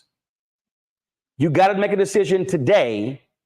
Do you want to be remembered 50 years from now as creating the new Black Wall Street? Or do you want 50 years from now, they never bring up your name because you bypass an opportunity to participate in Black Wall Street 2024? Isaac, I'm done. Thank you. But you ended your segment amazing. Appreciate you, Roland. Thank you very much. Appreciate it. Roland, I told Roland I'm gonna buy my Phantom one day. I don't know when we get to the billions. Roland's getting the Phantom. Up next, we got Barry Gibbons. Where you at? Barry Gibbons in the building. Barry Gibbons to the front. There he is. Yo. You hear me all right? Barry Gibbons is one of my tech senseis. Shout out to Barry. So Barry's another one of the reasons that Fanbase exists. I annoyed him for quite some time. Him and his partners, Jewel Burks and Justin Dawkins. I bugged them every day to learn about tech, but Fanbase would not exist without Barry Gibbons and Justin and Jewel, because they gave me the information and the tools to really build this company from understanding the space of tech. So I appreciate you for that. I know you have your perspectives. You are out in this world. You are a VC, basically. Like you're out there giving money to the not basically. That's kind of what I do for a living. So yeah. So yes, I'm a professional investor. So I run Collab Capital. Very relevant to this conversation because Collab Capital will, by the end of this year, will have a little over $125, $130 million under management. And we only invest in companies that are building innovative, huge solutions to big problems that have at least one Black founder on the team. I'm going to get into why that's really, really important, but we've heard a lot from a lot of different people, and I just want to echo the importance of community, the importance of us just investing, not just in Fanbase, but you definitely should invest in Fanbase, but just investing in general and building generational wealth. I want to approach this a little bit from an education perspective and kind of how I approach. As posting on social media, you can just take your creative, select the audiences that you want. Some feedback. Okay, there we go. I want to approach this of how to make investments, right? So when I'm making investments, the first thing I'm looking at is the team. And Isaac and Ramiro have been killing it from the day that Isaac started this. From the time he brought Ramiro on the team, they've just been releasing product, releasing features. There's no doubt that they are building a good foundation to a company. And so typically as an investor, that's the first place that I'm going to start, is looking at the team and making that decision and checking that box. The second thing is the market. I'm not going to go deep into social media. Everybody uses it. It's for everybody, not just Black people. We want to bring everybody over to Fanbase. Then business models. And this is what really got me with Fanbase when Isaac first pitched it to me, is that I just envision a company like Nike coming on the Fanbase, building up their followers, getting the loves, getting the likes, actually making money while on the platform, and only releasing sneakers to people who follow their page, right? Like those types of opportunities. Marvel, when they're voting on who's the next movie they're going to release, which character are they going to make the next TV show on Disney for? You can do all that type of stuff on Fanbase while they're producing revenue, and while they're producing revenue, Fanbase is producing revenue. While Fanbase is producing revenue, me as an investor, I'm making money. So from a business model perspective, I just loved what the team was building. Thought it had a lot of legs to it. And so that's why I continued to push Isaac and work with Isaac to make sure that this became a reality. But the most important thing that I typically look for in an investment is, how can I help that investment grow? And this is the truly special part about Fanbase. We all can literally help build our own wealth, right? We can help bring people to the platform, post content on the platform. We can do all of these things. If you are a creator and you're not on Fanbase, you're literally doing yourself a disservice. You can invest in a platform that you can then pull your content into, create new content, build up your following, make a living off of that following. And while you're making your day-to-day living off of that following, you own stock in a company that your wealth is being created on the back end. And so that's kind of my spiel on, just from a professional investor perspective, how I look at companies. But here's what I want to say, Isaac. And I don't think anyone has said this before, because I think it's kind of it's a thing in our community where sometimes we really struggle with helping other Black people win. And I'll get back to why I do what I do for a living. My entire success right now, what I do, is built off of making other Black people rich. As an investor, if I go make someone a billionaire through the work that I do every day, I'm going to make some money, but they're going to be billionaires, right? Like, they are the founders of the company. And that's what I love about Fanbase, right? And we're looking at ourselves creating billionaires like Elon Musk. Excuse me if anybody has the truck, but it's ugly. And we're still going out and spending hundreds of thousands of dollars while this dude is openly on his platform doing all the racist things and giving tens of millions of dollars to people that we may or may not support. I do not, but I don't know what everybody's affiliations are. That's what wealth brings. And so we have to make sure that we get out of our own way and help make the right people wealthy. And so through this, hopefully we make Isaac extremely wealthy. Like, I want Isaac to be sitting on billions and billions and billions of dollars, and I'll be happy with a couple million, right? And we have to change our mentality as Black people to be okay with other Black people winning more than we're winning on the same play, right? And so that's why I love what I do every day. That's why I love being an investor in Fanbase. And that's why I hope that you all invest in Fanbase. If it's something that's too risky for you, if it's something that you can't do financially, I always tell people, don't stress yourself out over an investment if it's going to mess you up at home. Like, don't do that, but you can invest in other ways. You can share the platform. You can get on the platform. But in all seriousness, it's $600. It's $600 minimum, right? If you can do more, do more. But let's all make Isaac really, really, really rich, so that when we do have the next election, when we do have the next thing, the next scholarship that we need for Black kids coming out of Southwest Atlanta, the next tech fund that is looking for investors so that I can invest in Black people. I need investors. I would love to make Isaac rich so that he can actually invest in my fund, right? This is how money works. And we have to make sure we have more uber rich Black people that have the same values that we do, that believe in the same things we do, so it makes conversations like this easier. And I'll stop there. I know we're already late on time, but love what you're doing, Isaac. I want you to continue. I know that the path gets hard as a founder sometimes, but yeah, just kudos to you, kudos to the team. And as you know, I'm always here to support, always here to show love. And so whatever you need, I got your back. But peace. My God, thank you. I got a word for that. You know, I got a word that I call. Well, you know that word I call, or word I use that we need. I was trying to be You know what? Just in case you want to post this later, I didn't want to go that far. It's all good. It's cool. I mean, we on the Black Star Network, but I want to keep it. You know, I want to keep it cool. But appreciate you for stopping by. Like I said, the fact that I can talk to you almost every day now, because we're around each other a lot more. Same office. Yeah, I appreciate it. So thank you for stopping by tonight and coming to Invest-A-athon. I thank you so much. All right, bet startupengine.com/fanbase. Y'all check. Start Engine. You said start up. Start Engine. Man, look, it's late. And just like startengine.com. Same week. So I already know. Yeah, but it don't matter. I shouldn't have messed it up. Startengine.com/fanbase. Go join me as an investor. And I look forward to seeing y'all on the platform and at the celebration when we all on Isaac Yacht. All right, my guy. Appreciate you. Peace.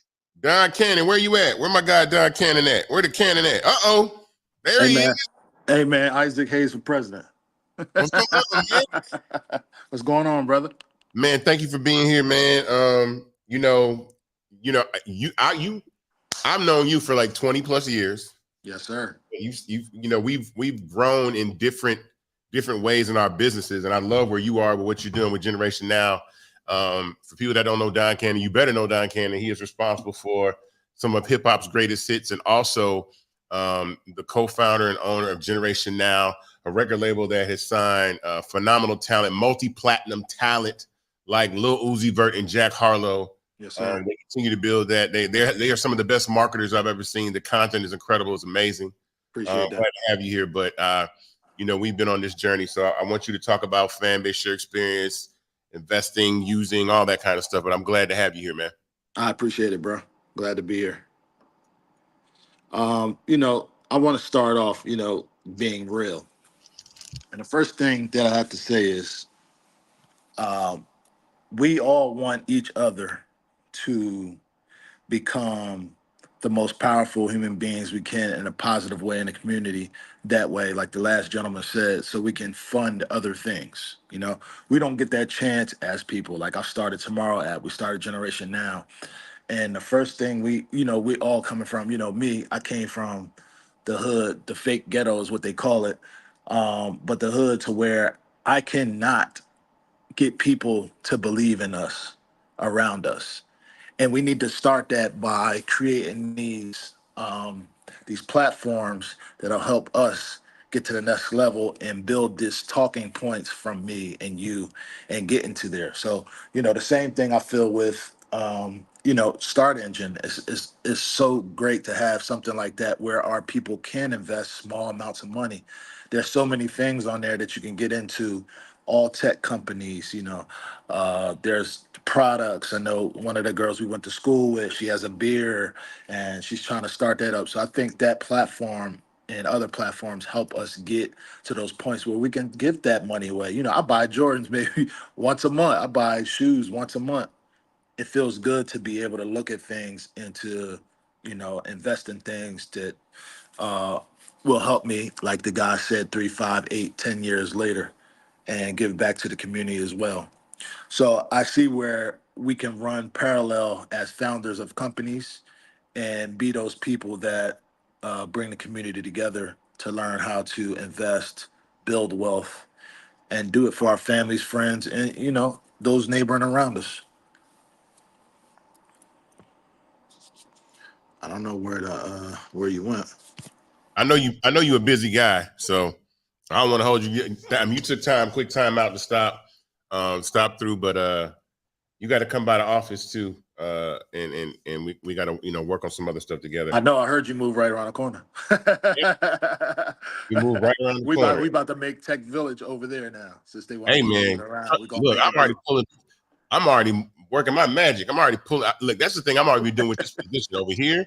I'm already pulling other black startups in this building right now. This building is getting browner and browner every day. Like Barry, who was just on Barry, me and Barry are in the same building now. So I see Barry almost. Yeah, I heard him say that.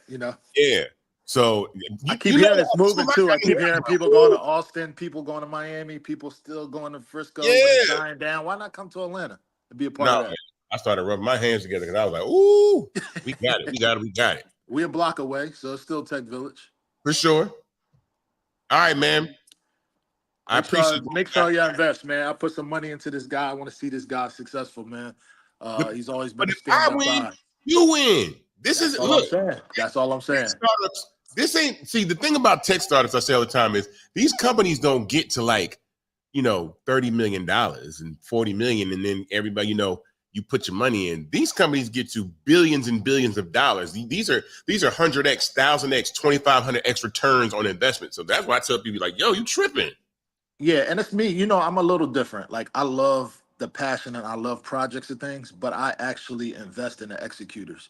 And you're an executor. So I feel like you could take that brand to the next level and you can do multiple brands to the next level. So that's where I focus really as an investor. And we don't speak to that as much. A lot of people are like, well, I don't want to, get into coffee because I'm not, I don't drink coffee. I don't do these things, but I believe in the executor. And a lot of the things I invested in were people that I know can execute. The same thing with me. If you're coming to me and say, hey, he has a new artist and I do something where I'm raising money for it, I'm gonna execute it the proper way. So those are the things that I look for as myself as an investor. But just make sure you take advantage of it. It's there, it's in front of your face. Start engine / Fanbase. I love that platform. I love the scale. You can go there and get all the information you can from the app. I've seen a couple people in the comments talking about, well, if you raise the 17 million, what are you going to do with it? What is it for? These are questions that need to be asked, for certain people. But all the information is there. Isaac is a good talk box. He'll give you everything from top to bottom, everything you need. And I love what he's doing. The executor, Isaac Hayes III for president, future president, and and go to Fanbase on Start Engine / Fanbase, and just throw some money at it, man. It'll turn into something. I promise you. Thank you, my guy. I appreciate you. Always. All right, my man. Yep. Up next, we got one half of Civic Cypher. Man, my man Q Ward. Q Ward has been here the whole time. Q Ward said he was enjoying the show, but I want to bring Q Ward in. This guy, there he is. What's up, man? My brother, what's going on? Man, thank you for being here. You guys have been supporters of what we're building over at Fanbase for quite some time. Always represent anytime you guys like, look, you need me to. Y'all put me in the magazine. I was like, yo, y'all gave me some. I was in hip hop, and I was in Hip Hop Weekly. Like, what's up? Like, you guys, that kind of support is invaluable, though, man. I think it's invaluable support. I appreciate you for doing that. All these people that are on this call, I'll say this in this Invest-A-athon. I want to express to anybody out here that's watching right now, nobody's being paid to be on here. Nobody's being paid to be here. These are people that care about what we're doing. These are people that believe in it. And it's also, there's relationships that I've been able to have 5, 10, 15, 20 years and call on these types of people because number one, I do believe in doing good business. I do believe in being transparent. I do believe in doing something for the Black community and make sure that we have an opportunity to invest. I mean, this is being streamed now on 3 YouTube channels and will be available after the stream for people to play. And that's when this thing's really going to get played, is after it's over, people going to start watching this and really, cutting it up and chopping it up and doing all this stuff with it. So I'm excited to have you here. But, I want you to tell everybody about your journey with Fanbase and why you believe in what we're doing. Well, the biggest thing is you created an economy where we don't have to be passive investors. Ike and I go back, I call him Ike, 15 years and investing in Fanbase. I don't have to put my money into something and hope it works out. As a community, all of us investing into Fanbase, we can make our return happen. We can make it the biggest social media platform out there. Like our brothers said before, by simply participating on the platform. So when there's an economy where creators can invest, bring all of the things that we do to make Instagram popping, to make Twitter popping, to make YouTube popping, we are the engine, but the infrastructure reaps the benefit.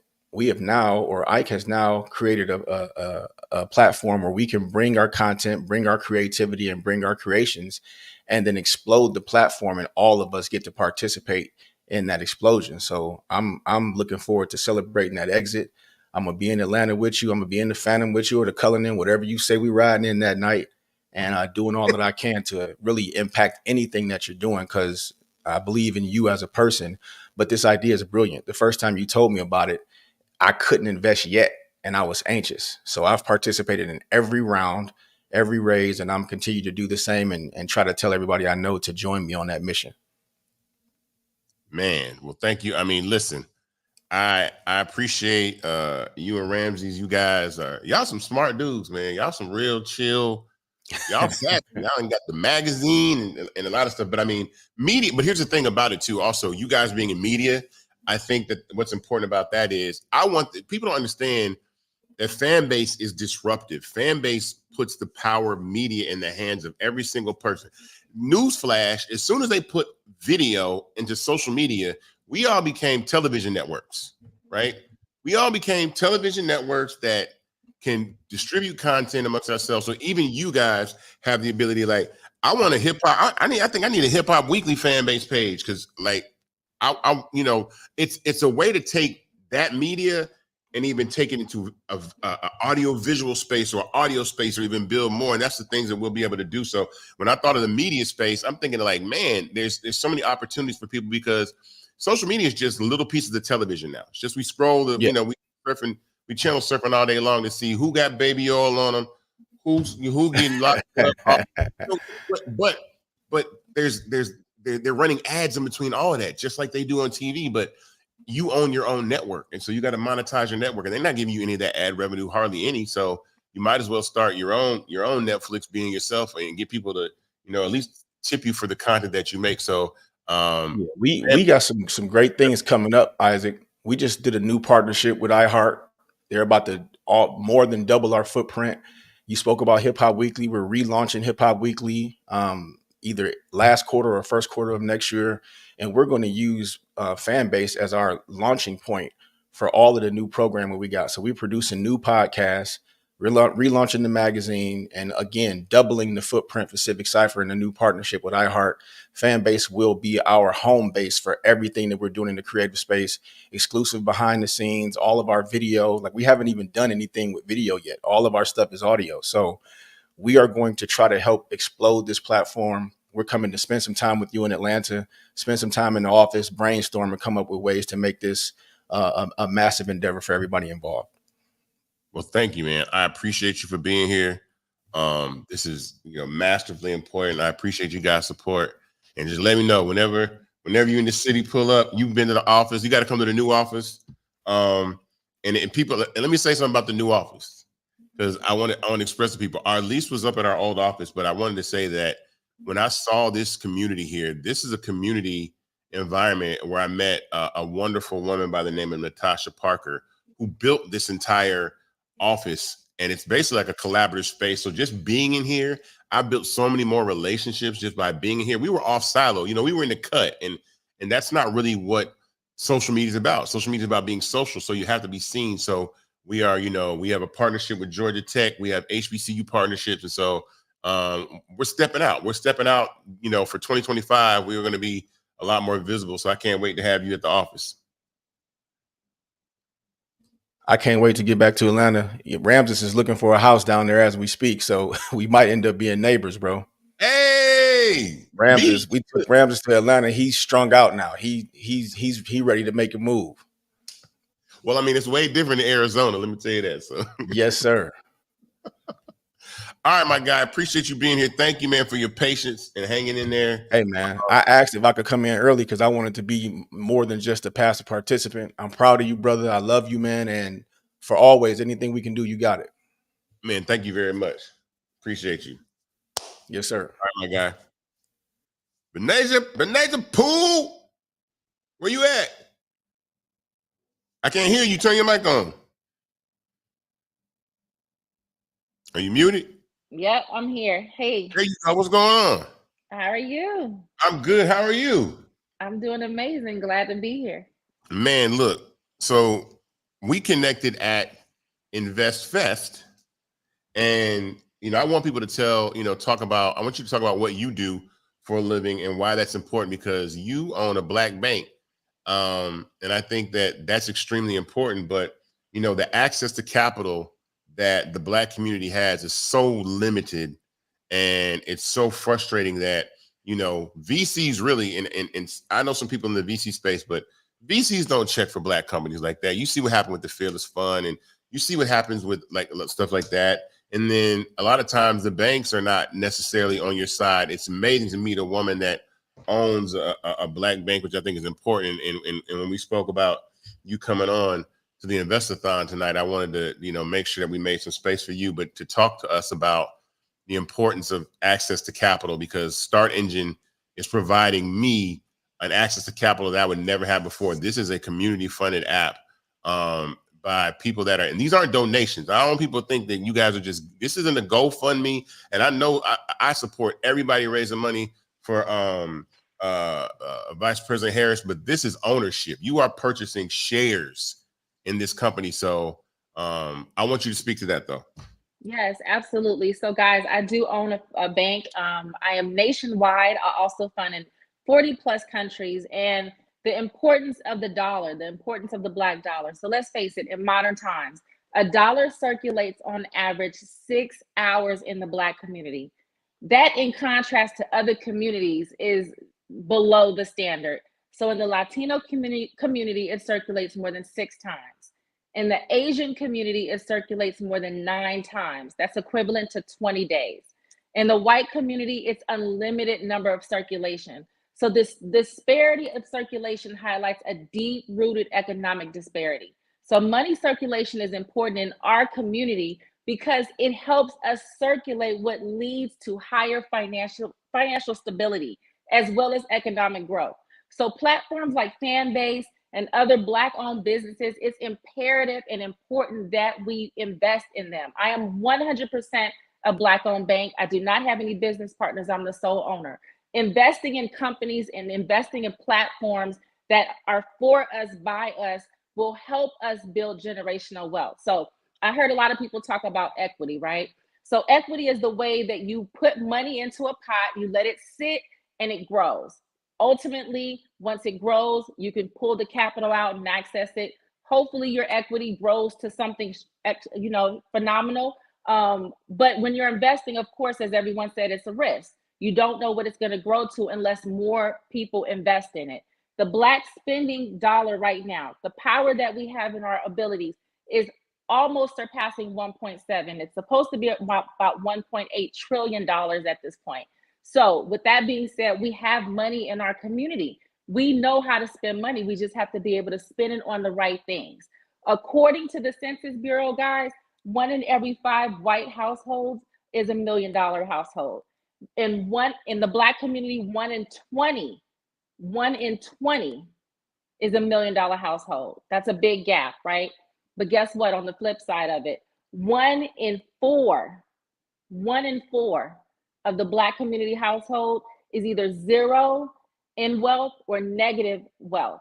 So it is important to invest in platforms such as this. This is a technology company. Technology is only getting better. It's growing. It's not going anywhere. If you're going to put your money towards something, you have to realize that investing is a long game.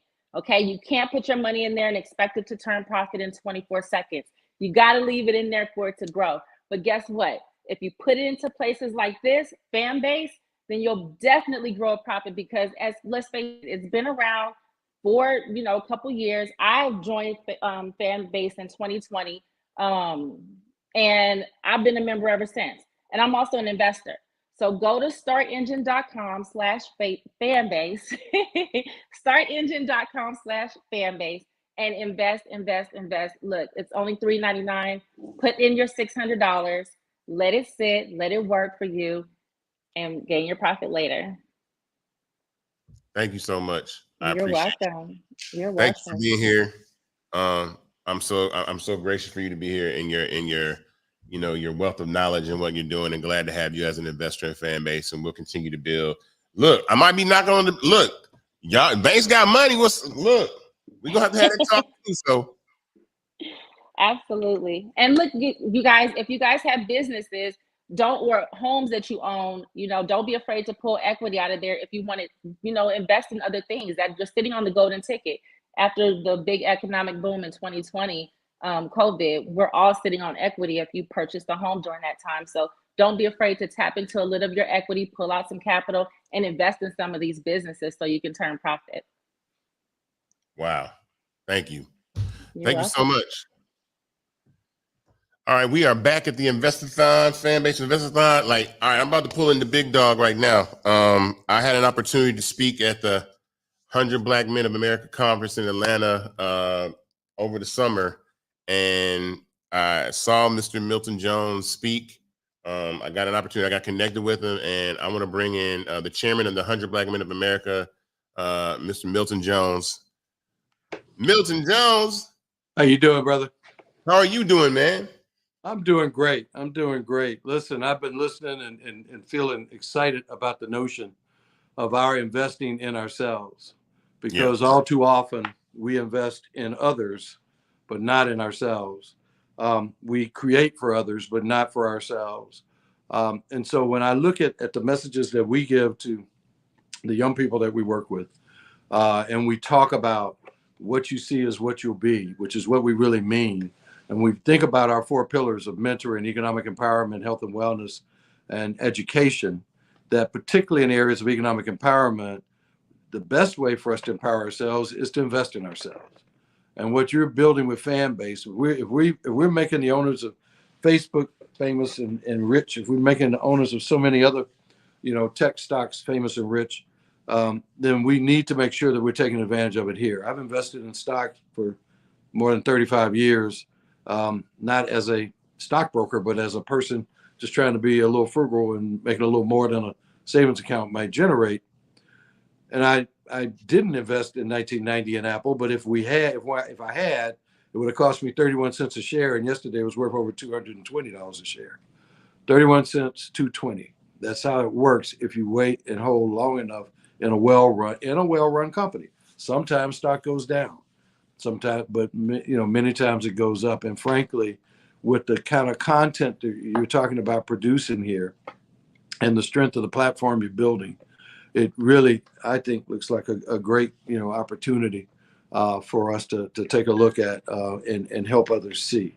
I've taken a look at it. I'm going, I was in the process of investing when you called on me, but I'm going to get that done tonight. And I believe whether it does something great for me, I got children and grandchildren. And, I think it's been said that one should take care of one's children and their children's children.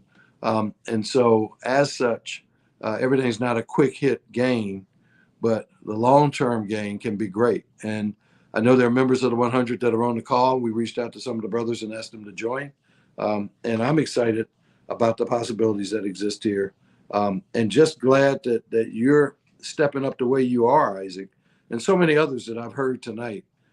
Jamal Bryant, very inspiring, who's chair of our interfaith committee for the 100, that his messaging, was very, very impactful, and so many others, that we've got to make sure that we have our eyes open and don't say, how we miss this, how do we miss that? Well, if you don't eventually stop at the bus stop and get on, you're not going to ever ride on the bus.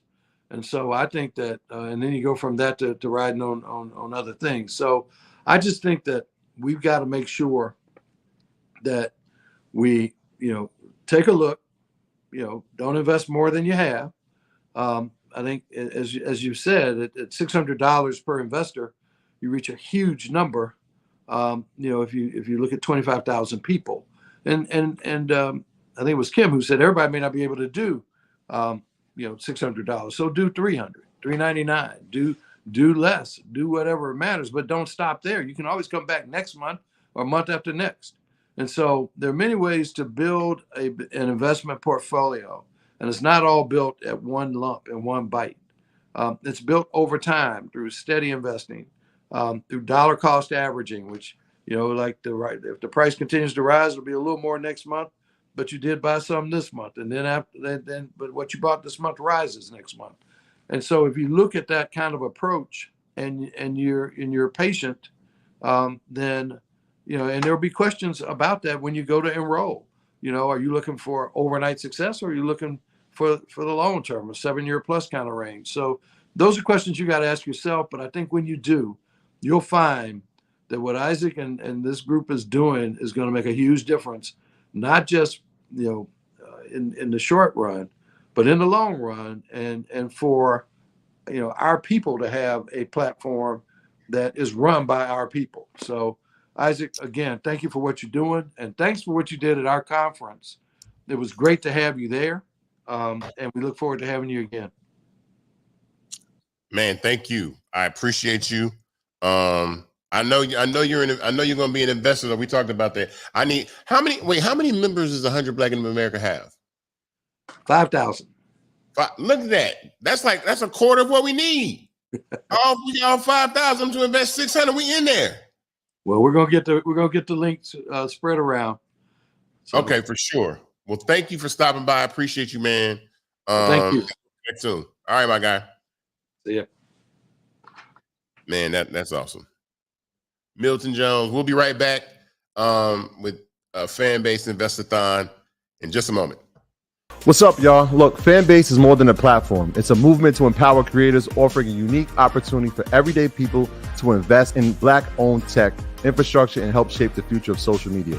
Investing in technology is essential for creating long-term wealth and influence in the digital age.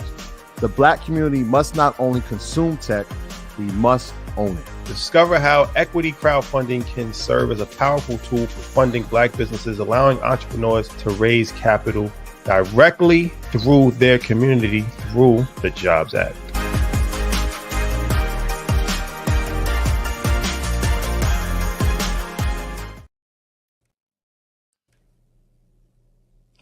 Hey guys, Erica Jane from the Real Housewives of Beverly Hills and some other projects. And I'm here to talk to you today about Fanbase. And you're probably thinking like, why is she here? Well, I remember when my friend Isaac Hayes called me a few years ago and he's like, Erica, I'm starting this new tech company, this great new app, get in on the ground floor. This is your chance to get in on the ground floor. Fanbase. This is the chance for you to own a piece of tech. And you know, that's where all the money's made, early. So my advice to you, check out Fanbase. And Ike, I'm really proud of you. Awesome sauce.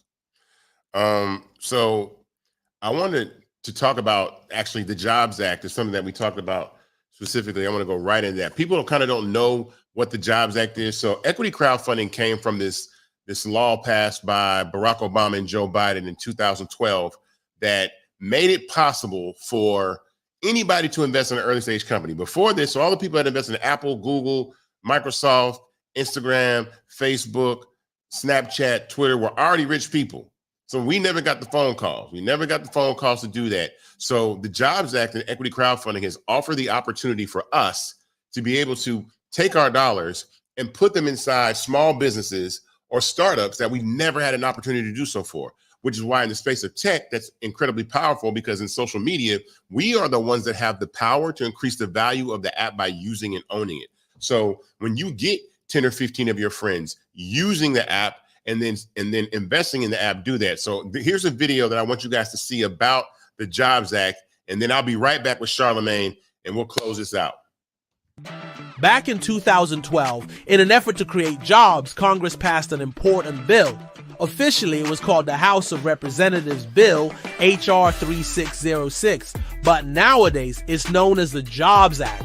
Simply put, the Jobs Act makes it easier for promising new businesses to raise capital from investors like you. Once these businesses have capital, they can start hiring. Now, this is a pretty historic change. You see, for the past 83 years, since 1933 to be exact, only wealthy investors were allowed to invest in these private business ventures. These wealthy investors are known as accredited investors. An accredited investor has a net worth of at least $1 million or earns at least $200,000 per year. But the Jobs Act will allow all investors to invest in early stage startup companies, regardless of their income or their net worth. As the Wall Street Journal wrote, if all goes well, small companies can raise cash relatively cheaply, while investors get a stake in an innovative business with limited downside risk.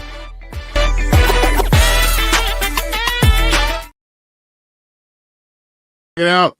We are back at Invest-A-athon for Fanbase. All right, this is the most special guest of the evening. I had his name on the top of the list that I wanted to come and talk about Invest-A-athon and investing in Fanbase. Charlamagne the Guy, what's up, man? How you doing? Isaac, what's up, my brother? How are you, man? I am doing excellent, man. Thank you for coming. You are the most popular voice in Black media. I heard somebody tell me that about you. Like, your voice is like, you are the guy, So I don't even think about stuff like that. I praise God for whatever position he got me in, but I don't even get caught up in all of that. I understand, but I think, you can speak truth to media because you've been in the business so long. And so when it comes to Fanbase, I think, I reached out to you, you invested, but I really want you to speak to social media and Black culture and where we are right now, because you've mentioned it a lot, like some of these creators, why are we not owning these platforms? So I kind of want you to go and talk a little bit about that. Well, I mean, number one, I think, at this point, Black people, we have to know that we control the cool.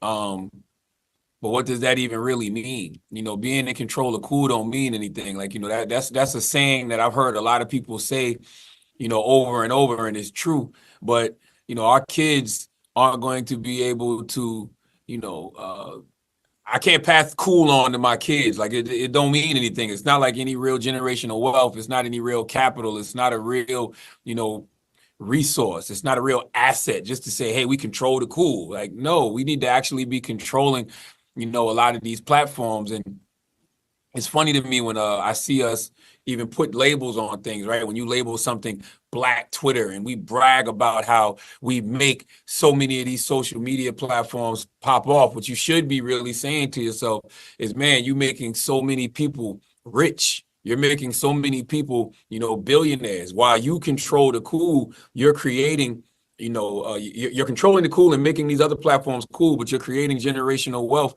For people who don't look like you. And that's just the reality of the situation. And I think that, a lot of times we have to just get into the mode of believing in ourselves. When you first started talking to us about, Fanbase, Isaac, I thought it was such a good play to at least try.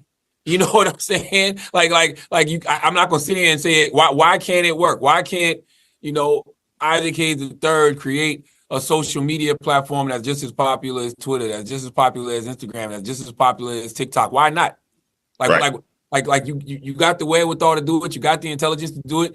We're continuing to build the resources and get the resources to do it. So it's just like, why not just try it? All of the I've been alive 46 years. I've watched like 8 or 9 social media platforms take off. It was MySpace, it was Facebook, it's been Twitter, it's been Instagram, it's been TikTok, it's been Snapchat. I watch us, go on platforms like Clubhouse, and it's just like YouTube. Like all of these platforms are filled with so many amazing Black creators, filled with so many amazing Black content, and we brag about making these things pop, but it's not popping for us, really. Yeah, right? It's just like, yo, why not give Fanbase a try? Something that I notice is that all these institutions of entertainment are infrastructures that are not owned by us. So, NFL, NBA, TV, film, and social media. And so the companies, the apps that you're talking about were really funded by seed investors and a small group of people. Now, the difference between us and them is capital, which is why we're here tonight. Capital is really the big difference maker in this. And so investing in Fanbase gives us the capital to actually compete on a level that these platforms operate on, and we're able to scale to the next level and raise more capital. So that's the process, and people don't understand how important that is. And I know you can talk about that. Man, we need 25,000 people to invest $600 right now. We good. We can go home. Right. You can go to startengine.com/fanbase right now. But you're right. It's all about the capital, man. It's all about the money. Cash rules everything around me. Dollar bill, y'all. Like, you got to spend money to make money. You got to invest money to make money. And I mean, that is always our biggest hurdle. That is always our biggest obstacle. And that's why I tell people all the time, don't trip about where Black people are, because we're babies in this thing. And, we're really just starting to learn a lot, and we're really just starting to, get in these spaces the way that we need to. And, people like yourself, Isaac, with Fanbase, y'all the first of its kind. And, that's why it's important to make things like this work, so we have a really solid foundation to stand on. So yeah, people need to go to startengine.com right now and invest some money in the Fanbase. Man, listen, startengine.com/fanbase. What'd you say? You said 25,000 people. 25,000 people invest $600. Fanbase, yeah, they good. We good. How long you think that'll hold us over? Oh, we have a 3-year plan for that. That's a 3-year runway. Like, that's the thing. I've had to stop and start the raise to raise more capital when other platforms have raised $35 million and gone out of business in 18 months. And they were founded after Fanbase. Imagine that. Somebody founded a company to compete with Fanbase. They raised $35 million from VCs. It was out of business in 18 months. You know what I would do with $35 million, Charlamagne? Damn, $35 million and they was out of business? 18 months, blew the money. Why do you think that is? Because I think these other apps try to buy celebrity, but they don't know how to build community. I'm big into community building, which is why I really, if you notice, you've invested for for a while, but I've never really called on celebrities to have this type of conversation, because apps are maintained by communities and not celebrities. Celebrities got to go celebrity. You're a busy man. All these people are very busy. So once you leave, your audience is going to leave and not necessarily stick around. So the purpose of Fanbase is for me to build something that people stay when you're not there, and build community. It's about building community, monetization, all those things. Free app to use. You can monetize if you want to. So I think that's the difference. People try to buy audiences, and I've seen tons of apps come and go that try to buy audience, and you can't do that. You have to build community, but to build community, you have to have capital to build the resources and build the infrastructure to expand that community. So that's what we're doing. I think, yeah, I love that. And I think that's why people like social media, because celebrities become a part of a community. Like, I think that's why, I mean, it's a gift and a curse for celebrity, right? Because I feel like when we look at what celebrity was in the 80s, what celebrity was in the 90s, even what celebrity was in the early 2000s, to me, that was real celebrity. Like those were real celebrities. People pass out when they see those folks, right? Like, I don't think we have that anymore, but I actually think that's kind of a good thing, because celebrities become a part of a community with their consumers. And, I think that you're apt to support a so-called celebrity more if you feel like you really, really know them. Yeah. If you feel like, you can really engage with them anytime you want to. It's like having somebody's Twitter or DMing somebody and them DMing you back. That's like the new text message. It feels personal now. Yeah, for sure. Well, I mean, I don't want to keep you too long. I know you're a busy guy. I appreciate you coming by. I appreciate all the support you always give me and give Fanbase. And really, you're really spreading a message even beyond Fanbase. Like, wake up, people, like, invest, own things. Pastor Bryant said that 83% of Black people have never owned a piece of stock ever. And that's crazy. And so, and the opportunity to do this with Fanbase is in the seed stage with equity crowdfunding is what's so important. So that's why I'm so passionate about this, because this is the opportunity to turn the people that put 500, 1,000, 10,000 into multimillionaires, you know what I'm saying? 100 millionaires by putting, these amounts of capital into a company. But we have to also support and use the app and scale it up by users. So the capital and then the community together are what going to build this up. So thank you. Tell everybody again one more time where they can go. Startengine.com/Fanbase, man. Go invest some money into our future, into our community. Thank you, sir, my guy. I appreciate you very much. Brother. Thank you. All right. All right, my guy. Man, what can I say? Charlamagne the God. I appreciate you. So it's been like 3 hours. We're right at the end. The Invest-A-athon was supposed to be 2, but we went 3. We had so many people wanting to come in and pull up, and I appreciate everybody, man. Shout out to I want to shout out the entire Fanbase team, man. Ramiro, Ebony, Maddie, Noah, Andy, Keita, who else? John, Miku, Santi, who else? Valeria.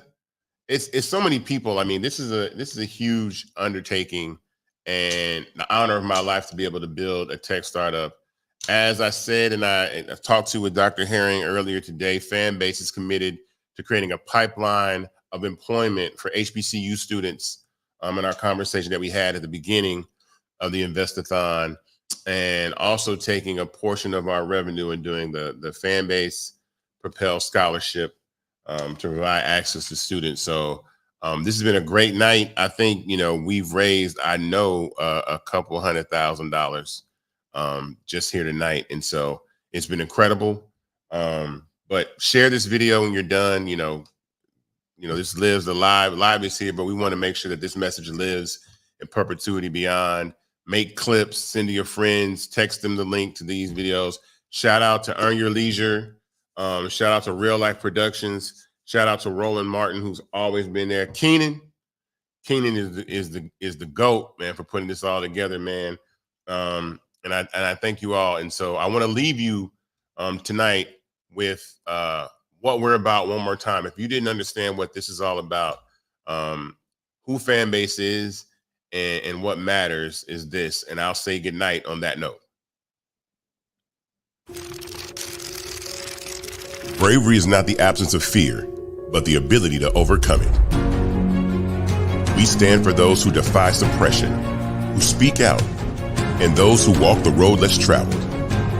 Everyone deserves to be seen and their voices be heard. We're sparking a movement, growing a community of creators united by the desire for freedom, choice, equity, and ownership.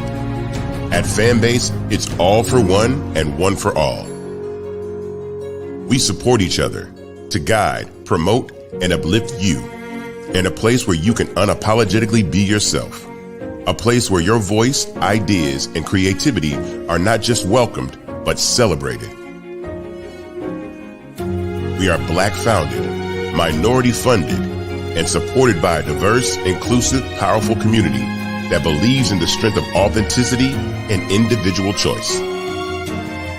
Regardless of success or background, we welcome you, the marginalized, the underappreciated, the successful, the superstar. We're for all who seek a space to express themselves freely, where they are rewarded for being their authentic, true self. We transcend labels because only we have the right to define ourselves. We are built for the brave, the culture, the creators, and for the future where everyone has a power to shape their own destiny, where all are empowered, voices are amplified, and freedom is embraced. For the first time, you have a chance to own the platform you helped make popular. It's a revolution, a movement in how we connect, create, and share. Everyone is a creator, and everyone has a fan base. Here, you can be you without limits.